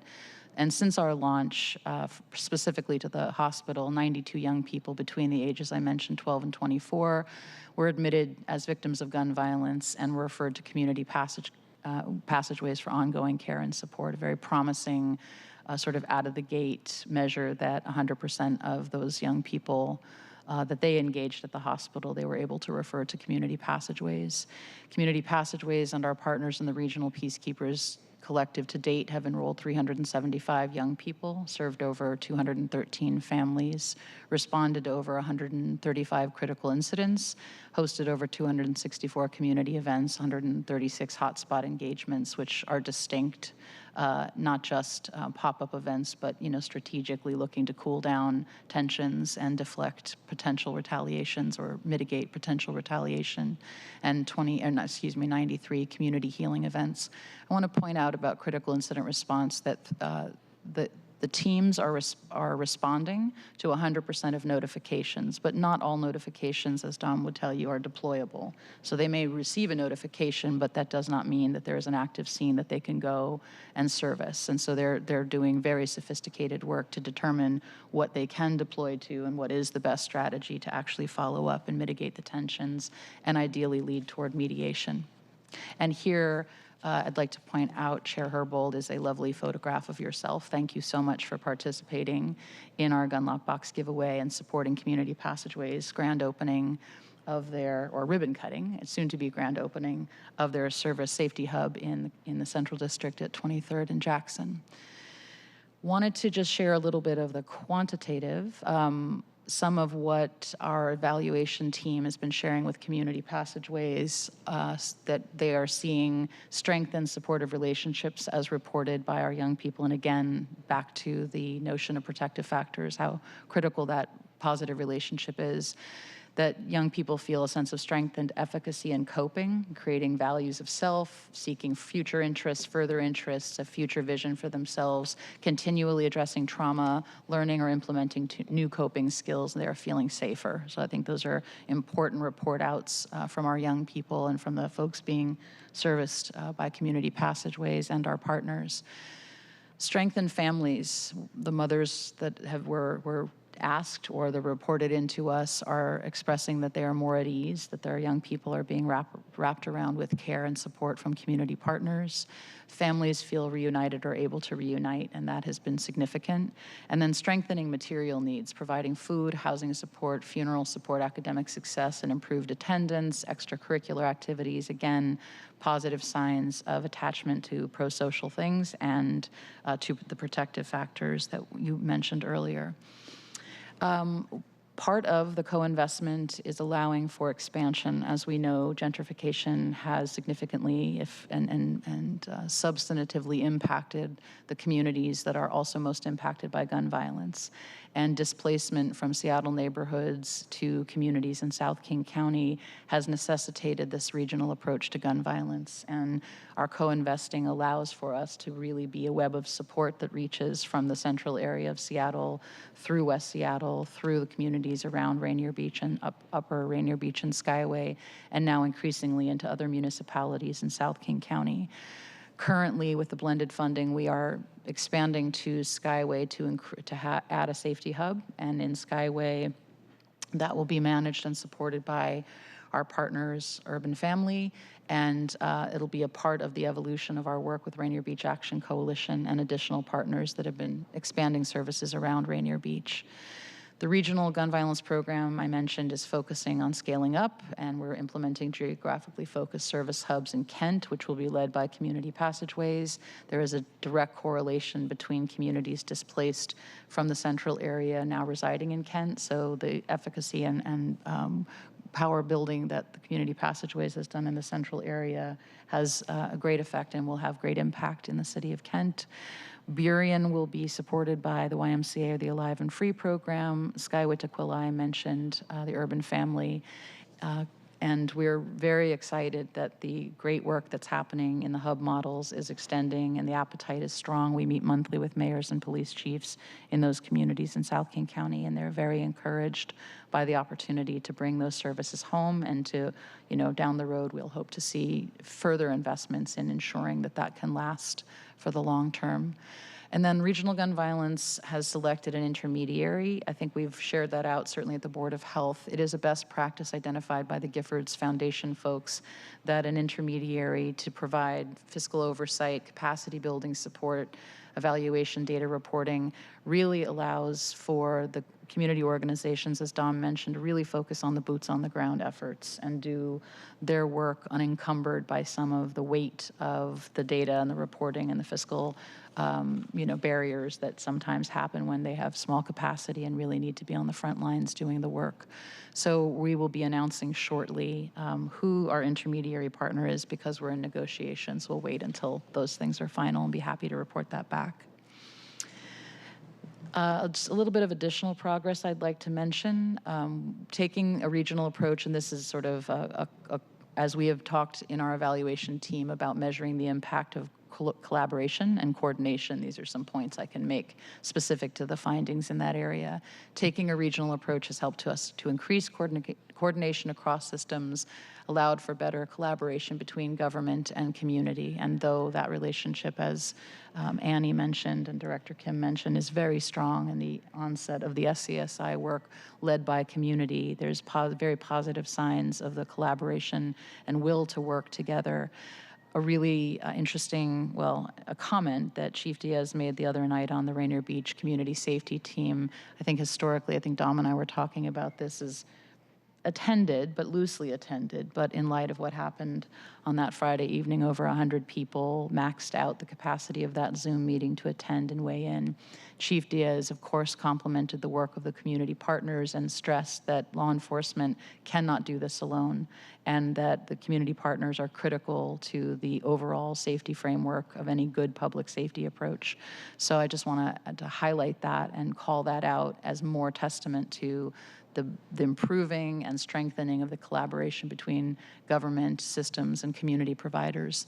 The blended investments are allowing for services to be available to young people and families regardless of zip code. We're proud of that. And as you mentioned, Chair Herbold, in your opening, this was the only regional approach selected by the White House, in part because of our will to collaborate and, most importantly, to recognize the impacts of the public health crisis of racism and the destabilization of community and the impacts of gentrification and how critical it is for us to make sure that services follow people where they live, work, and learn.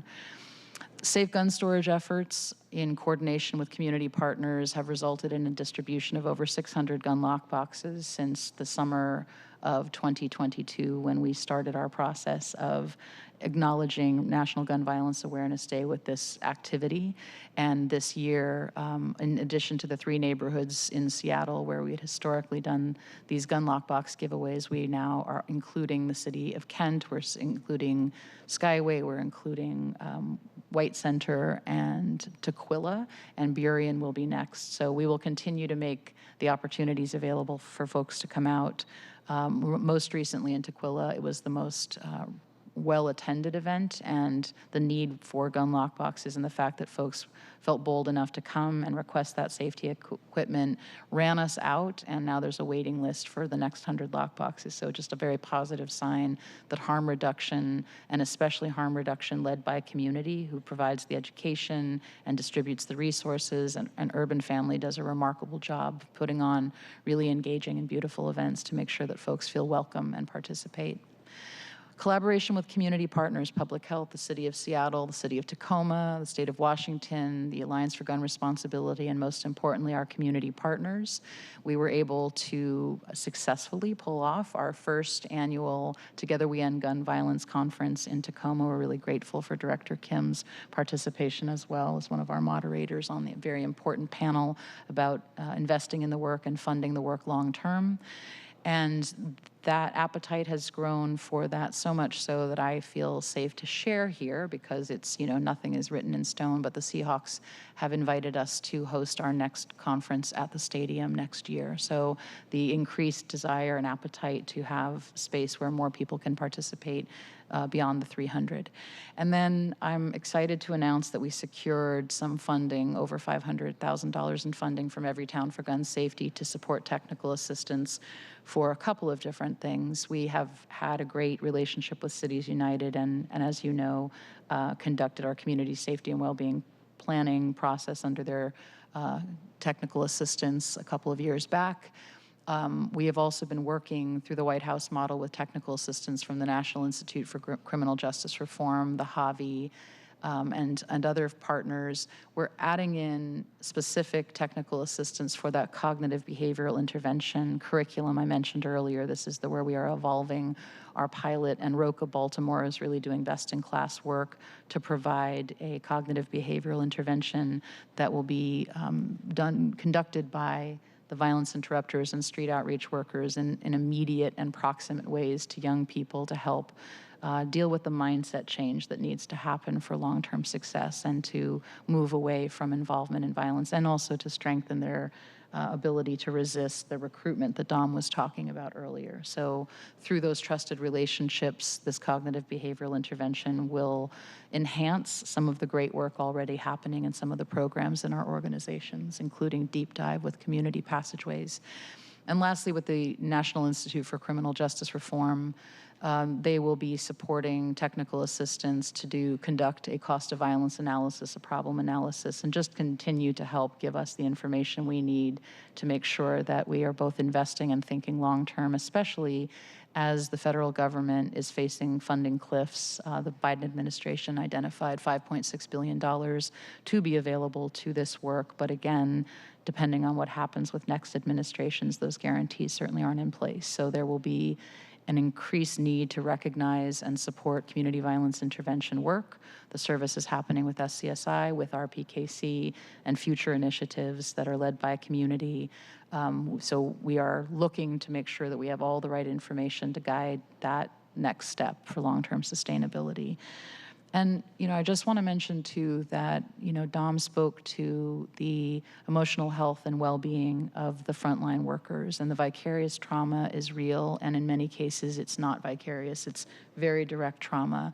As Dom mentioned, so often the victims of gun violence or even perpetrators of gun violence, and frankly, could be either at any time in a conflict, are known to or related to or deeply close, in one way or another, to the practitioners who are providing this service. And certainly, as is evidenced by what happened last week and what Dom mentioned about the stress and duress this team is experiencing, we're very interested in continuing to find ways to support healing and well-being and emotional health in the long term for the folks on the front line who face this issue down every single day, and in many cases putting their lives on the line.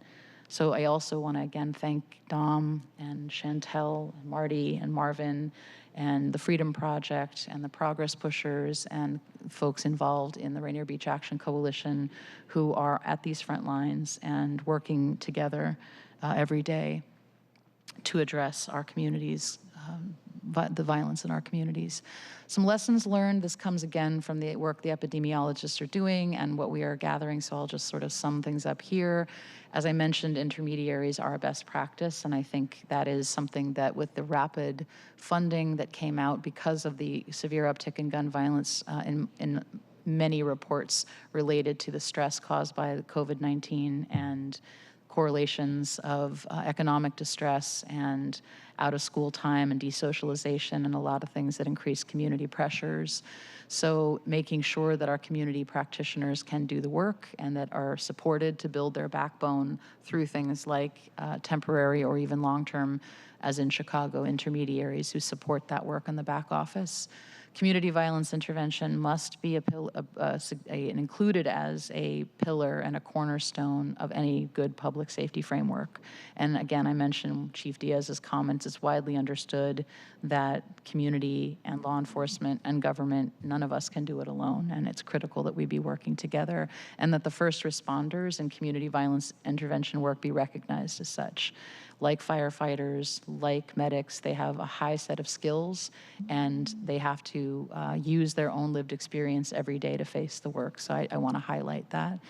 Community-based organizations need long-term commitment to capacity building and implementation support. It takes, implementation science tells us it takes a minimum of 3 years to get good at something and move it toward fidelity. And when we are building, it takes time to institute and implement things that will sustain long-term. So just want to continue to highlight the investment and support for building capacity and continuing implementation. And one note that many of our partners have been doing this work, and certainly everybody we mentioned in this room here today have been doing this work for decades, but because of these initiatives, we're asking them to rapidly bring things to scale and to successfully coordinate across organizations and to collaborate with government and systems. That's a lot of work for community partners who are already doing the work. So highlighting that and that we have a collective commitment to supporting that is important to us. Comprehensive community violence intervention must include cognitive behavioral intervention. I mentioned that. We can chase ambulances, I hate to say it that way, but we can continually respond to crisis. But ultimately, if we can't provide young people with alternatives and a learning place where they can make a mental shift and attach to the positive pro-social opportunities, we will continue to be in crisis mode. And coordination, alignment of funding, evaluation, training, shared technical assistance must be sustained to see meaningful impact. And I know the question really ultimately is, has gun violence gone down? And while we're still seeing an uptick in gun violence in some ways, in some places, we're also seeing extremely positive results for the emphasis and targeted approaches that are happening. Just a couple of comments. Again, this goes back to the qualitative data, but just hearing directly from the partners that a huge success has been connecting with helping youth get to a point where they want to change and do something different. This is a quote. We have to acknowledge with empathy that they won't get it on the first try, and it's been encouraging to see youth try over and over to be successful and change their mindset. And I personally am encouraged to hear that the workforce feels that way, because we all want our young people to thrive. And when they don't thrive at the first try, the power of this work is that folks don't give up on them and stay the course and stay alongside of them. And then building face-to-face rapport with our team and the hospital medical center interventionists, Harborview Medical Center interventionists at bedside is exceptionally important to participant buy-in. So just hearing from folks who are feeling the impact of somebody who is their shared lived experience standing at their bedside and helping them navigate towards recovery has been very powerful. And lastly, the slide forward. The last slide and the path forward, just continuing to hope that we expand and fully resource and coordinate our service safety hubs. Again, people move around, and we want to make sure that we institute these locations, places, and spaces where people can access services regardless of where they live. Again, I mentioned the technical assistance that's coming both from ROCA and from NICJR in the near term, funded by Everytown for Gun Safety. We are now moving forward with instituting an Academy of Community-Led Safety to certify and credential CVI workforce. That is in partnership with folks at the University of Chicago and our good friend Dr. Chico Tillman, formerly of the Ready National Center for Safe Communities. Everytown is supporting that effort as well, and will report out on some of the next steps as we continue to iterate. And then securing long-term funding to increase the workforce. You know, we at the Regional Peacekeepers Collective is funding about 50 staff positions to try to blanket, areas and support the work in both Seattle and then areas of South King County, and parallel efforts in just individual cities on the East Coast have as many as 150 staff. Ensuring resources for emotional health and trauma support for the frontline staff I mentioned, providing ongoing training and professional development again I mentioned, and then increasing community buy-in with public awareness campaigns. And the very last comment I'll make is that on the city buses, on Metro buses right now, launched just a few days ago, is our Together We End Gun Violence campaign, which is on the Metro buses, and it provides a link to a resource page that details the work of both the initiatives that we shared today and additional resources available in the community for families and individuals impacted by gun violence. Thank you. Thank you so much. Normally, I'd want to allow for time for questions. We do have another item on our agenda that we do need to get through. So I think what I would recommend and request from committee members is that we collect questions that we might have for follow-up and reach out to HSD and King County Public Health with that follow-up. I am going to take the prerogative of being the chair, though, just to put one thing out. I was really eager to hear for an update on the expansion, the council-funded expansion of the hospital-based gun violence prevention program. I appreciate this morning, I did receive the program description from the contract with the Urban League and notification that the public health contract is going through final routing and that HSD will share it with me once it's final. I've been trying to bird dog this funding that was provided in last year's budget, and it is now August, and again, we don't have a completed contract yet. So I'm just really, I understand it takes time to negotiate the contracts. I'm hoping that, given that those negotiations are still ongoing, I'm really hoping that you can tell me that we have begun to serve the older cohort. Okay, great. Yeah, I'll just clarify that the Urban League contract has been signed and in place, and they're providing the social service aspect. Harborview did go ahead and staff up the position to serve the older adult population, even though the public health aspect of that contract is getting finalized kind of as we speak. Oh, actually, it was signed today. So that piece is signed, but just know that the Harborview staffing has been in place. I knew from probably around June that piece had happened, and yay for that. The final contract is over with public health, so we're just putting signatures and routing it. But we signed it, and I believe that they're signing as well. Excellent. And so the hospital staff, they've been hired, they've been doing the work for a while now. It's the social services component that Urban League provides. So will we see, now that the contract's changed, is the felt experience of the client going to be is that they're going to now be able to access services that they weren't able to before? Is that more or less it in a nutshell? Yes, and we're happy to report back. Okay. All right. Fantastic. Thank you so much. Appreciate, again. I just add a thank you, Council. Oh, I'm sorry. Councilmember Muscat. I know you said no questions. I just wanted to say thank you as well. Okay. Just wanted to say thank you so much to the panel. And between the two panels, folks were highlighting some of the funding that was invested in 2020. I can't miss this opportunity to highlight that is a good example of where we use unspent money within the Seattle Police Department that has been sort of mischaracterized and misframed as somehow harming SPD. It was funding that was sitting on a shelf, unable to be used for the hiring plan and unable to be used for the retention strategies. And we moved that funding into upstream solutions like the $4 million for violence reduction, another $4 for mental health services, and more that the council, good chair Herbold had led on as well. So I just wanted to lift it up and say thank you for featuring that and for telling us how you've already seen a return on those investments and how it's saving lives and making an impact. Very powerful testimony today from both panels. So thank you.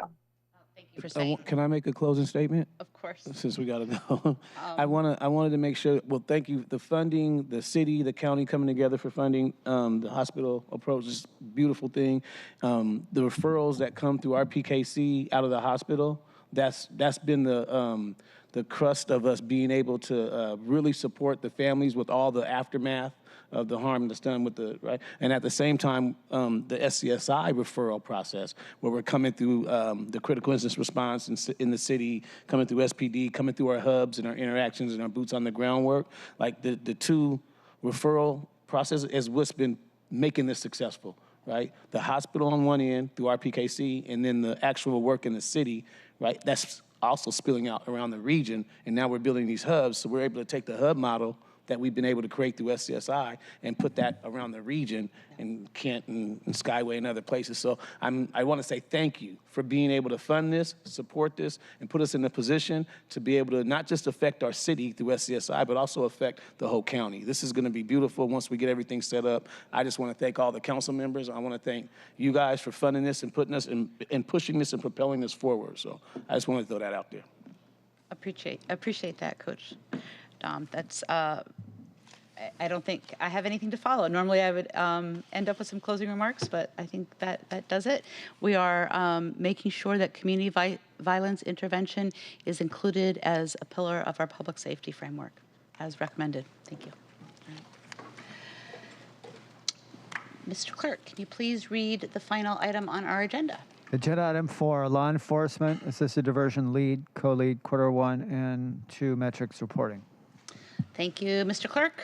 This is a follow-up presentation from many of the same folks that we heard from on on May 9th in the Public Safety and Human Services Committee, where we heard about the new Human Services Department contract with PDA for both lead and co-lead, and particularly the new performance metrics that were included.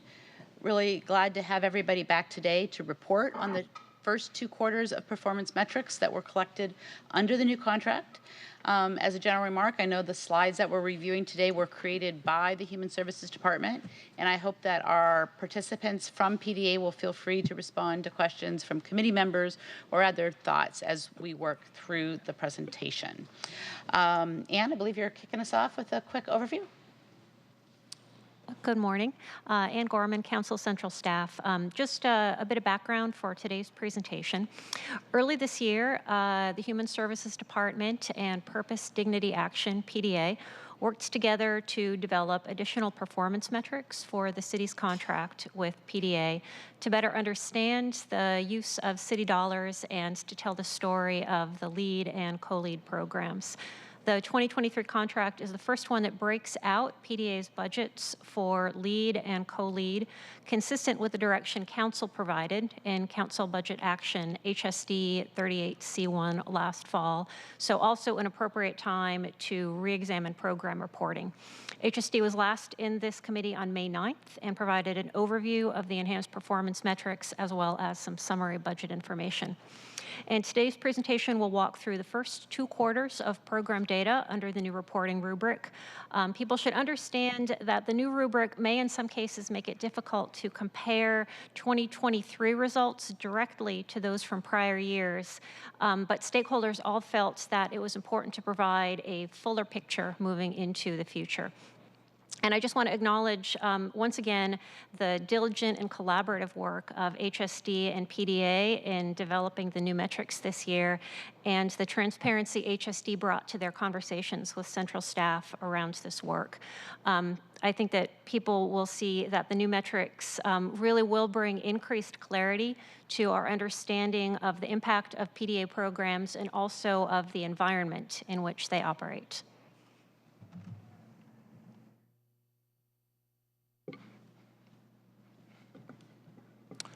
All right, so good morning, Committee Chair Herbold, members of the Public Safety and Human Services Committee. For the record, my name is Michael Bailey, and I have the pleasure and privilege of serving as one of the Deputy Directors here at the Seattle Human Services Department. I'm joined here by one of our dedicated and talented policy advisors, Chris Clayson.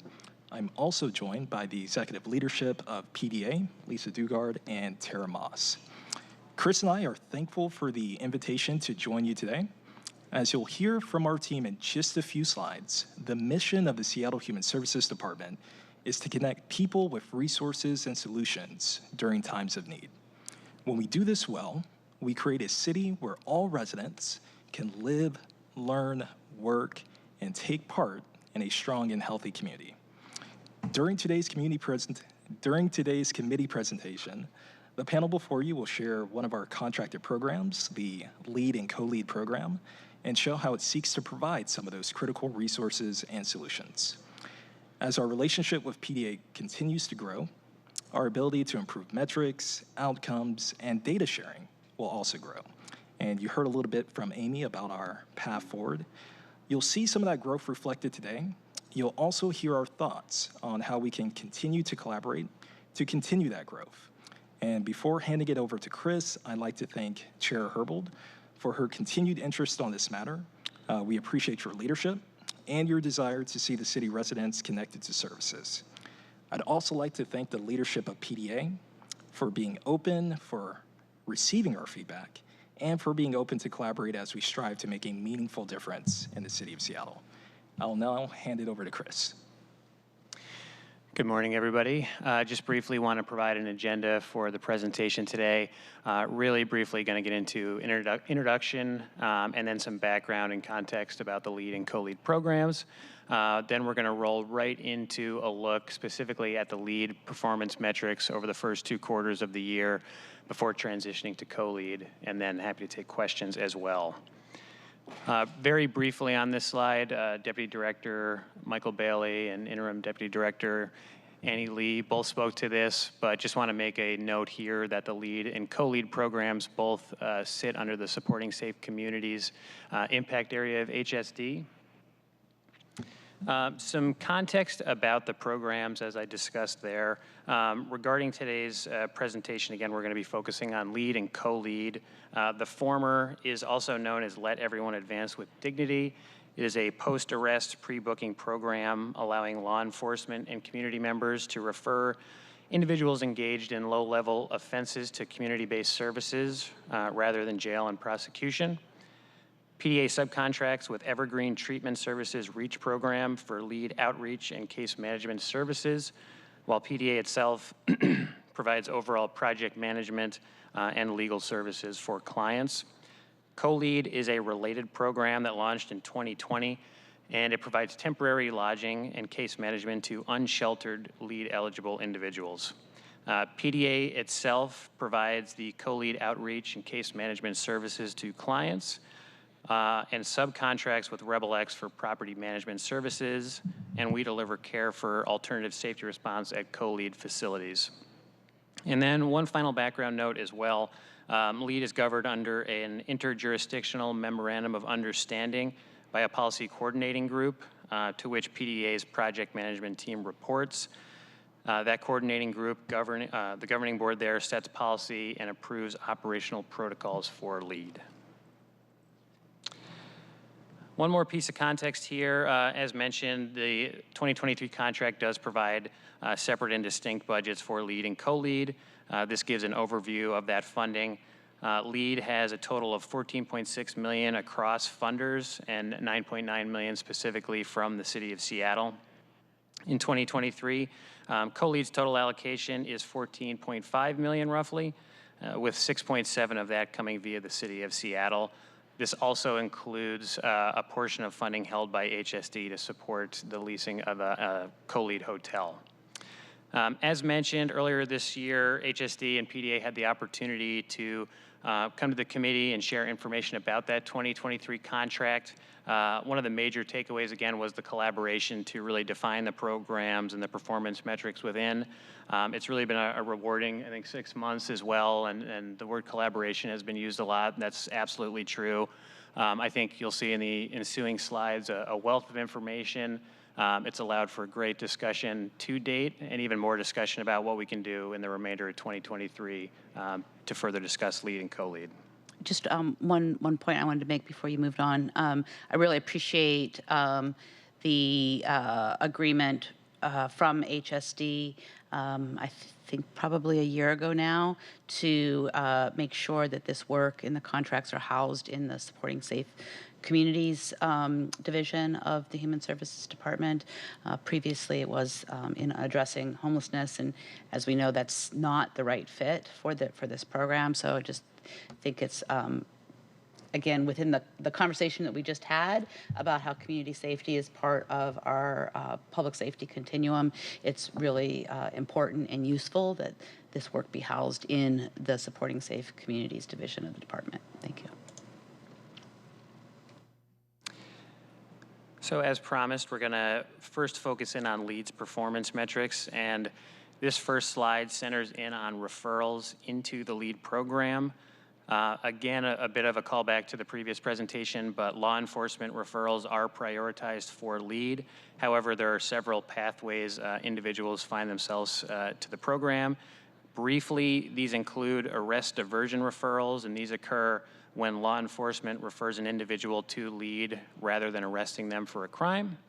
Social contact referrals are also initiated by law enforcement, and these occur when SPD refers individuals they believe are engaging in law violations, but for whom no probable cause to arrest exists. There are also true blood referrals, which serve individuals with acute mental health needs and other disabilities. And then finally, community referrals, which are identified via neighborhood stakeholders, businesses, and other community-based organizations. This year, just briefly want to call out that there was the inclusion of 9 focus impact areas that were introduced from which the majority of community referrals are made. In turning to the data, through Q2, there have been a total of 226 LEAD referrals. with 108 in Q1 and 118 in Q2. The chart on the left provides the breakdown of those referrals over quarter and by type. The majority are community initiated, which make up roughly 64% of all referrals, followed by social contact at 25%, true blood at 9%, and arrest diversion at 3%. Regarding the time it takes to intake a client from referral, overall average across the 2 quarters is 85 days. And a couple takeaways from this referral information. We're encouraged to see the steady flow of referrals from Q1 to Q2, especially that increase. The share of community referrals as well, I think, speaks to the focused impact area approach, and we hope to dive even more into that data in the months ahead. One area to look at is reducing that average days to intake just to make sure individuals are receiving services as quickly as possible and being brought into lead. And similarly on this slide, the number of community-initiated referrals, really encouraged to see that number. This council was also active as an advocate to broaden the referral pipeline so it's not dependent on a law enforcement referral. We want to see both. And this is, I think, really good evidence of our emphasis and our advocacy for that change. So thank you.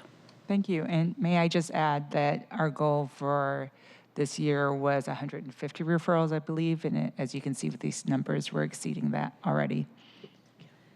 Just on this slide, a couple of other notes. We are, though, acknowledging the importance of different front doors to this approach to services, including community referrals.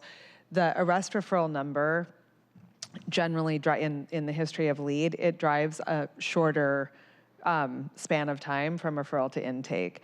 We are anticipating arrest referrals, meaning post-arrest pre-booking referrals, to accelerate pursuant to the anticipated ordinance addressing possession and public use. We're meeting later today with SPD to work on a framework for directives and for prioritization of those referrals by officers. But I think it's inevitable that that number is going to rise, and that will almost automatically drive the time to referral down. The other note on time to referral is that individuals in the true blood class with serious mental illness typically have a longer arc to completed intake because intake involves an executed release of information, which for people with serious mental illness requires trust and also just sort of being able to engage with case managers at a time and place when it's clear what is being agreed to and why, and that rarely can be accomplished in 30 days for that population, which is a population that this framework is really well designed for, since people who are not legally competent can best be addressed outside of the court system often. So we don't want to exclude that population from this work, even though their arc to completed intake can be longer. Turning from referrals, now we're going to look on this slide at LEAD's total caseload across both quarters. This serves as a snapshot in time for these quarters. The program served a total of 759 and 752 unique clients in quarter 1 and 2, respectively. Again, that table to the left provides the point-in-time breakdown of this count by client status. Across both quarters, just over 10% of clients were considered to be an outreach.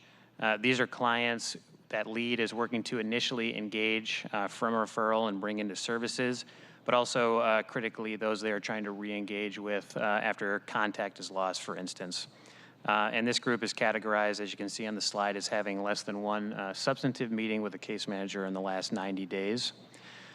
Over 80% of clients are considered active, meaning that they do have one or more substantive meeting with a case manager in that time period to access resources, work on behavior shifts, and also achieving identified goals that we'll talk about momentarily. And then the final group are alumni, who comprise roughly 5% of the program total, and these are clients that have reached stability and no longer require intensive supports, though they do remain within the lead universe should they need to re-engage. And regarding takeaways, it's really good to see the vast majority of clients are actively engaged and working with case managers from a referral. We always want to increase the share of clients who are getting to that alumni stage and then critically exiting the program because of stability goals being met. And I think to that end, and again on collaboration, HSD wants to work with PDA over the next few months to really look at the discharge reasons and how many of those are positive for people who have fully exited the program upon reaching stability. And can you speak to, and maybe Lead's prepared to do so, the factors that help you determine which status a particular client is in? And I do recognize, Lisa Dugard, you raised your hand. I recognize you as well, whether or not to answer that question or to offer another observation. Sure. I think looking at this table, it's important to know that these are not the same people. So the 40 who are alumni in Q2 aren't necessarily subsumed within the 44 in Q1. There is movement through these categories, and not reflected what Chris is indicating is, I think, for future, it'll be important to add another line to show discharged. So alumni is not discharged. Alumni are considered still participants in the program, but they don't need intensive support. They're essentially in a maintenance stabilization status. But in Q1, there were 45 people who were also discharged. Now, there are two different reasons you could be discharged, and Chris is calling out that it will be important to separate these in future reporting. One reason is because people are stable in the community and don't need to be enrolled and taking up a slot on a case manager's caseload. So successfully sort of graduated, if you will. And then the other is because despite outreach, you know, LEAD doesn't just not find people, right? The outreach teams are looking for people, using data and partnerships to find people who were referred to them for a reason, because they were expected to be engaged in problematic activity if there's not an intervention. So we're not just indifferent, do we find them or not? But at a certain point, if we have not been able to find somebody, or if someone is honestly, it's just not working, right? They're not engaging and it's a choice. Those people are also discharged because it's not effective. So both of those are outside the framework here, but probably important in showing the way that the program parses folks that were referred. So outreach status can either be that very beginning chapter before people are regularly engaged, or it could be somebody who has dropped into a less frequent engagement. So less than one substantive meeting in the last 90 days.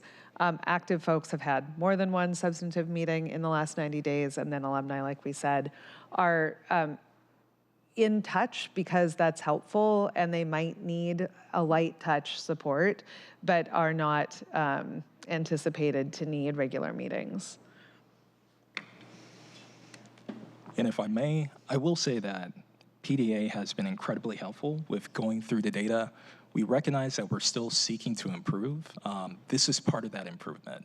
So as you seek clarity, we'll be sure to include that into future graphics, and in the event that we are invited back, you should have that clarity. So the indicators, we hear you loud and clear. We'll be sure to include that in the next presentation. I think it's a good idea for us to say that HSD has been extraordinarily collaborative. That has not been a unidirectional partnership. We really, really appreciate this active check-in approach to, are we capturing, are we telling the story? Are we capturing the information that stakeholders and public funders need and are entitled to, and look forward to continuing to fine-tune. So glad to hear that. And going off of that as well, I think to the next slide, looking at one of the new metrics put into the 2023 contract, centering on goal achievement. As mentioned, clients really, once they become engaged in LEAD, work with case managers on individualized plans towards stabilization and outline service connections and resources to help them accomplish that. The goals that clients come up with their case managers cover a range of topics such as accessing basic needs, food, clothing, transportation, identification, housing, shelter, and also critically overcoming legal barriers. The chart to the left shows the share of lead clients that have achieved one or more goals in a quarter.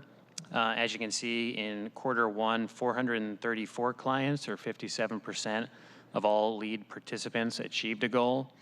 And this number rose to 479 clients in Q2, bumping that share up to 64%. As this is a new metric, we are really still analyzing this to understand what it means for program success and putting down a benchmark going forward, but we are heartened to see that 10% increase in goal achievement quarter over quarter. One note that we found is that the goals themselves are fairly broad, so we'd like to work with PDA to capture a bit more specificity in terms of what achievement means with LEAD. And just to note as well that PDA's narrative reports frequently provide that additional context that really ground what achievement is in concrete terms. Just a couple of examples of that.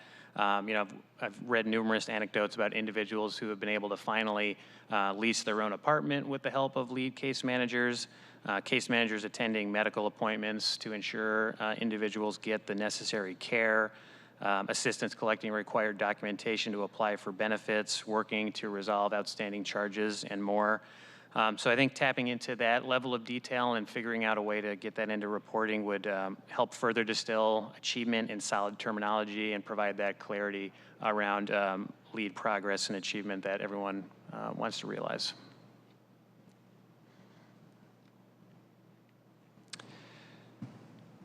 In terms of how individuals are supported in the program, this slide is going to key in on referrals based on client need, and I do want to provide a couple of caveats before getting into the data. First, this is a joint metric that's reported on behalf of both lead and co-lead clients. And then second, earlier in the presentation, I spoke about referrals into the LEAD program. These are a different type of referral. These are connections made to outside services for lead and co-lead clients by their case managers. So in quarter one, there were 730 such referrals, and that number rose to 792 by 62 in Q2. Overall, that's a total of 1,522 total duplicated referrals through the first 6 months of the year. And these are tracked by 4 categories, which you can see the breakdown again on the chart on the left. Not surprisingly, the leading type of referral are legal services at 35% of all referrals, followed by substance use treatment programs at 31%, behavioral health programs at 19%, and finally, connections to stable, lawful income sources at 15%. The slide really, I think, demonstrates that lead and co-lead are making robust connections to the broader services community for their clients. A question, again, coming from this is that we're interested in exploring how successful referrals are in connecting clients to supports and enrollment on that, and we look forward to exploring that with PDA more as well. We've already had a couple discussions on that effect too, so with that, I wanted to turn the floor over to Lisa and Tara to talk just about what referrals means. Yes, it makes complete sense that we want to achieve more than referral.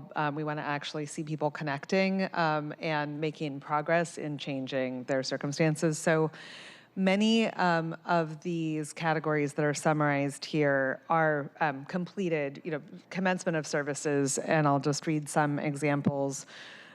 So for substance use treatment, client attends intake or a follow-up appointment for maintenance of methadone, Suboxone, or Vivitrol, an SUD assessment being completed, client attends or completes an outpatient or inpatient treatment program. For behavioral health, mental health care, client receives mental health medication from a medical provider. Client receives mental health counseling from a REACH or non-REACH provider. Client creates crisis plan to mitigate harmful impacts of behavioral health symptoms. So this is not recommending that somebody, go somewhere and not being aware whether or not that actually occurs. It's actually the commencement of a specific new service. And then for lawful stable income, someone gains employment or successfully accesses government benefits. So we appreciate and agree with this goal to more concretely display commenced services, and so we'll work on a reporting approach that breaks that out for the future. Appreciate that. So the key takeaway is the need to capture it in the reporting function. You're tracking it on the program side. Yes. Yeah. Thank you. And agree that that's the right question. Yeah. All right, well, with that, we're going to transition into the co-lead side of the contract here. This first slide is going to be looking at enrollments into the program. Clients are enrolled by PDA and subsequently, again, receive lodging, services, and connections to assist them in achieving permanent housing. Through our contract development work, HSD and PDA agreed to a flexible approach in managing co-lead bed access. We meet on a frequent basis to discuss how best to utilize this resource across competing needs. And generally speaking, there are two pathways by which enrollments come. The first are to unsheltered lead-eligible participants that are engaged through the community work we talked about earlier. And the second pathway is preserving some bed access for city priority, public safety, and encampment response as well. So the big takeaway here, we see enrollments rising from 3 in Q1 to 15 in Q2, which also caused the occupancy rate to increase over 20 percentage points in that time to 75%. The contract development work was really beginning in Q1, so it was heartening and encouraging to see the large increase within Q2. And we are definitely looking to fully utilize the co-lead resource in this quarter.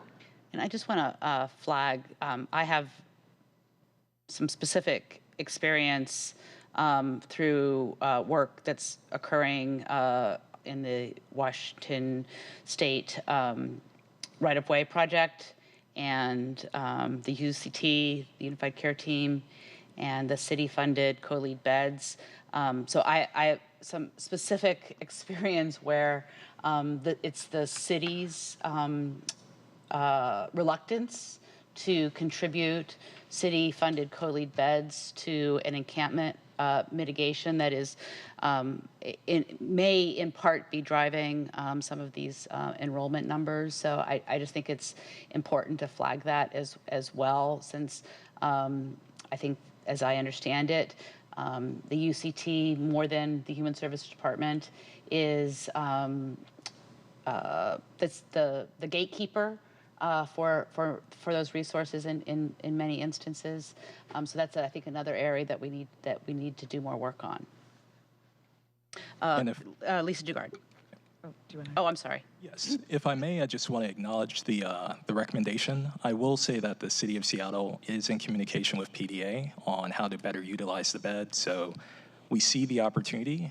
We will continue those communications and happy to provide an update as we move forward. Thank you. I did not mean to diminish the recommendations. I just meant to lift up the fact that there are instances where the PDA is ready to use the beds, but they're not being allowed to use the beds on some particular encampment locations that I'm familiar with. Lisa Dugard. So a couple of related points. First, looking at the slide, what it doesn't come through here, but I think is important context, is that we came into January 2023 with existing city referrals into these beds. So city funding of this resource started in July of last year. And we have been collaborating with the city the whole time about, well, what is the best, highest use of this scarce resource, which is comparatively expensive, but has potentially profound public safety ramifications. So there's obviously way more people that could use this resource than we have available. So making smart, impactful use of it is really important, and being on the same page about that has been really important. There's been, in the initial months, a tension and an acknowledged tension around placing individuals, which if we were just doing that, we could have been full, on day 4. Placing individuals who are unsheltered and, at high risk of exposure to the criminal legal system. The court could have given us 50 people. There are many sources that could have given us 50, 60 people. But there was a desire to have a felt impact in specific vulnerable and impacted communities. And so some of the work that we've been able to do with this resource is a project that involves more than one person being simultaneously placed into these city rooms. Two examples. One, the Michigan Street encampment, which was tackled this year at the city's request. And we couldn't have done that if we had filled up all the beds. There wouldn't have been room to do this collective resolution. And that was by agreement, an intentional holding open of sufficient space to do that. The other that occurred right at the end of 2022, which is why I'm calling out that people had come in before that point, was the Rosella apartment building in West Seattle, which was a situation with a lot of people who were very housing vulnerable. They were essentially squatting in a large apartment building that was having a big effect in the neighborhood. And so SPD, City Attorney's Office, and HSD all recognized that something needed to be done that was not just summarily evicting 45 people out into the very cold temperatures and with no plan and where to go. And so the resolution was that we collectively, resolved this group of people situation. And that wouldn't have been possible if we were sort of already all full. So I think we're through trial and error, learning together what is the highest, best use of this resource. There has been some clarity in the last, I would say, 2 months that we are permitted to place as many people from the 3rd Avenue project, which is one of the lead focus impact areas, as we appropriately can match to this resource. And so we are doing that. And as of today, basically, we're essentially full because we've been asked to hold a few rooms open for sort of emergencies, but the 3rd Avenue project can generate, on its own, a full census for the city rooms. So really appreciate, this is an evolving strategy, I guess I would say, but we could do a lot of different things with these rooms. We want to make sure what we do, we don't self-authorize. So we want to make sure that what we do is accomplishing the city's objectives. Yeah, and just on that point as well, really want to thank Lisa for mentioning 3rd Avenue project there. Definitely, I think just calls out competing interests for these beds and having to look at system-wide what is possible, and really wanted to focus in on the community work again for these co-lead beds. So thank you, PDA. Similar to LEAD, this slide shows a snapshot of co-lead's caseload, and the chart breaks it down by client and by quarter and client status. Individuals are either actively housed in co-lead lodging or receiving supports in aftercare, which is similar to LEAD's alumni status.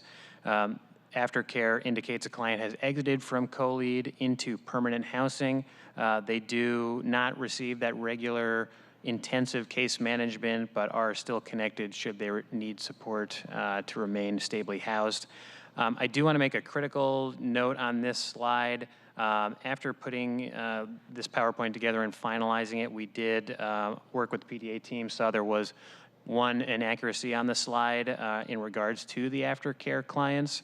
So in Q1, there were actually 5 clients in aftercare, not 14. This was done after just looking at the transition from 22 into 23 and breaking that down by funder. And then in Q2, the number actually increased to 10 clients, which was comprised of those 5 clients from Q1 in aftercare and 5 new clients in aftercare. So apologies for that. That again should be aftercare for Q1 is 5 and Q2 is 10. That means the total number of clients served actually moved from 45 individuals in Q1 to 60 in Q2. Critically, the number of active clients remains unchanged. We did see an increase of 25% with 10 additional individuals residing in co-lead lodging in Q2. Wonderful to see that increase in clients, again, utilizing the co-lead resources. A continued need, though, to focus on that throughput with our partners and connecting clients with permanent housing options as well. And I think similar to alumni, we do want to dig a bit more into the aftercare status there to see how many individuals are entering and exiting the program once achieving that housing stability. Can do now or on the next slide, but globally, we obviously share the sense of urgency about being able to move people into permanent housing. These units are best, they're temporary lodging, they're best used to work on housing barriers, figure out the best housing match, and then be able to work with new people 4 to 6 months down the road. I think it's useful to contrast the other side of the co-lead house. The other half of our funding comes from the state right-of-way money through Regional Homelessness Authority. That project has dedicated permanent housing. There, in that side of the house, we had 25 people move in Q2 into permanent housing, and here in Q3, we've had 24 people move into permanent housing. So it gives you it's like a nice comparative study of what happens when there are housing units available. Are the people able to move on? Yes. Is the staff incredibly good at moving people on? Absolutely. We hope that we can effectively work together with the city public safety leaders to ensure that people who have an impact on safety and order in the city can get priority access to permanent housing in the same way that those folks living on state right-of-way have been able to, because that will transform this picture. So that's big priority for the rest of the year. And I guess last comment, we're starting to see some purchase on that with the Third Avenue project has now been incorporated into Partnership for Zero to access that priority channel of permanent housing through King County Regional Homelessness Authority. That project literally just started this week, and we're starting to nominate people. So assuming that goes well, the report for the rest of the year should look very different. That's for the city rooms. Great news that the Third Avenue project has been incorporated into Partnership for Zero, especially given the priority access Partnership for Zero individuals have for permanent housing.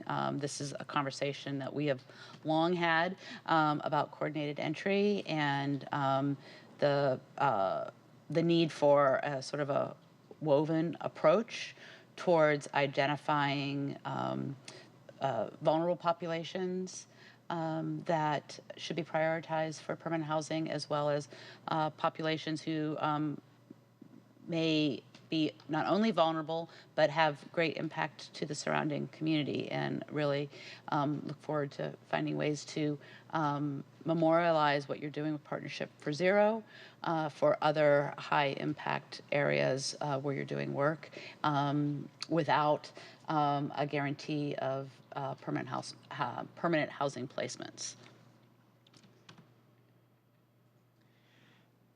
And our final slide here really takes a better look into those co-lead exits thus far. In Q1, there were a total of 5 exits with 3 to permanent housing destinations and 2 returns to homelessness. That number, the number of exits rose to 6 in Q2, with all but 1 exit to permanent housing, which is wonderful to see. So that means through 2 quarters, 8 of the 11 exits were to a permanent destination. Going forward, we're really encouraged by the numbers through the first 2 quarters, and again, we hope to push for more permanent exits and fewer returns to homelessness as well. Another area we do want to look at is reducing length of stay in co-lead facilities. As you can see, as more exits occurred in Q2, the average length of stay increased from 166 in Q1 to 228 days in Q2. So I think that is also a part of the larger conversation that we were just having about working to place folks in permanent housing. And that's our final slide for this, but I do just want to say, again, a wealth of data in working with our colleagues at PDA that we're still parsing and working through, but definitely opening our eyes to more possibilities to come.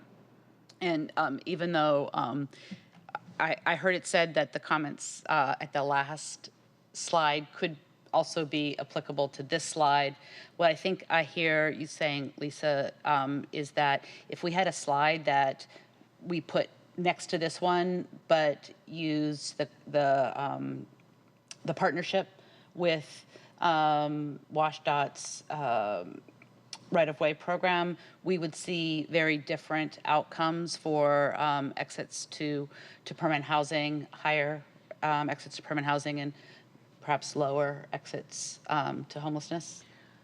I will just take this opportunity to say it would be hard to have fewer exits to homelessness than we have. These are very low numbers and something that we're very proud about. We're working with people with very high barriers who have not been successful. These are chronically homeless people who have almost never been successfully supported in shelter.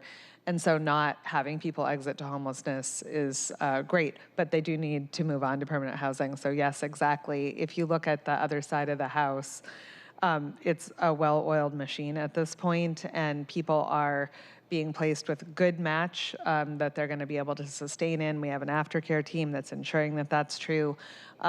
We are working with people who our needs exceeds sometimes even for permanent supportive housing, so we're helping people maintain that and not exit their housing placement to the street. So that's pretty much what I know everybody is looking to see. And so if you compare those two, we can see what's missing on the city side. It's the same team, it's the same population. What's missing on the city side is dedicated permanent housing resources for this population. So we all have that, brass ring goal to show this piece sets that up really well, but it also backlogs if we don't, if we're not able to introduce that. Third Avenue project is our pilot of, can we tap those resources for this city public safety group. Assuming that works well, the limitation is just going to be there are not very many resources in that pipeline. We, getting resource lists, 3 units yesterday in the entire system. So you can see nobody is going to be able to show very fast movement of large numbers of people unless that resource grows.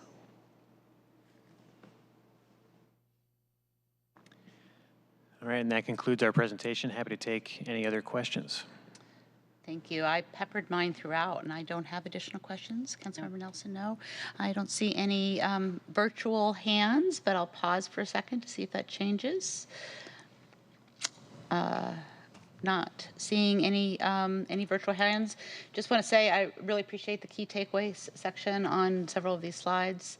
It really, I think, helps all of us be aligned on what our North Star is for the development and evolution of these efforts, and look forward to this group of folks coming back, I think, in December to hear a Q3 report. So thank you. Thanks again for having us. Thank you. Thank you. All right. The next meeting of the Public Safety and Human Services Committee will be later today at 5:30 p.m., a special public hearing. And then we'll have another special meeting scheduled for Monday, August 14th at 2 p.m. If there are any planned absences, please let my office know. And if there are no additional comments from my colleagues, the time is 12:22 and we are adjourned. Thank you. Recording stopped. All right.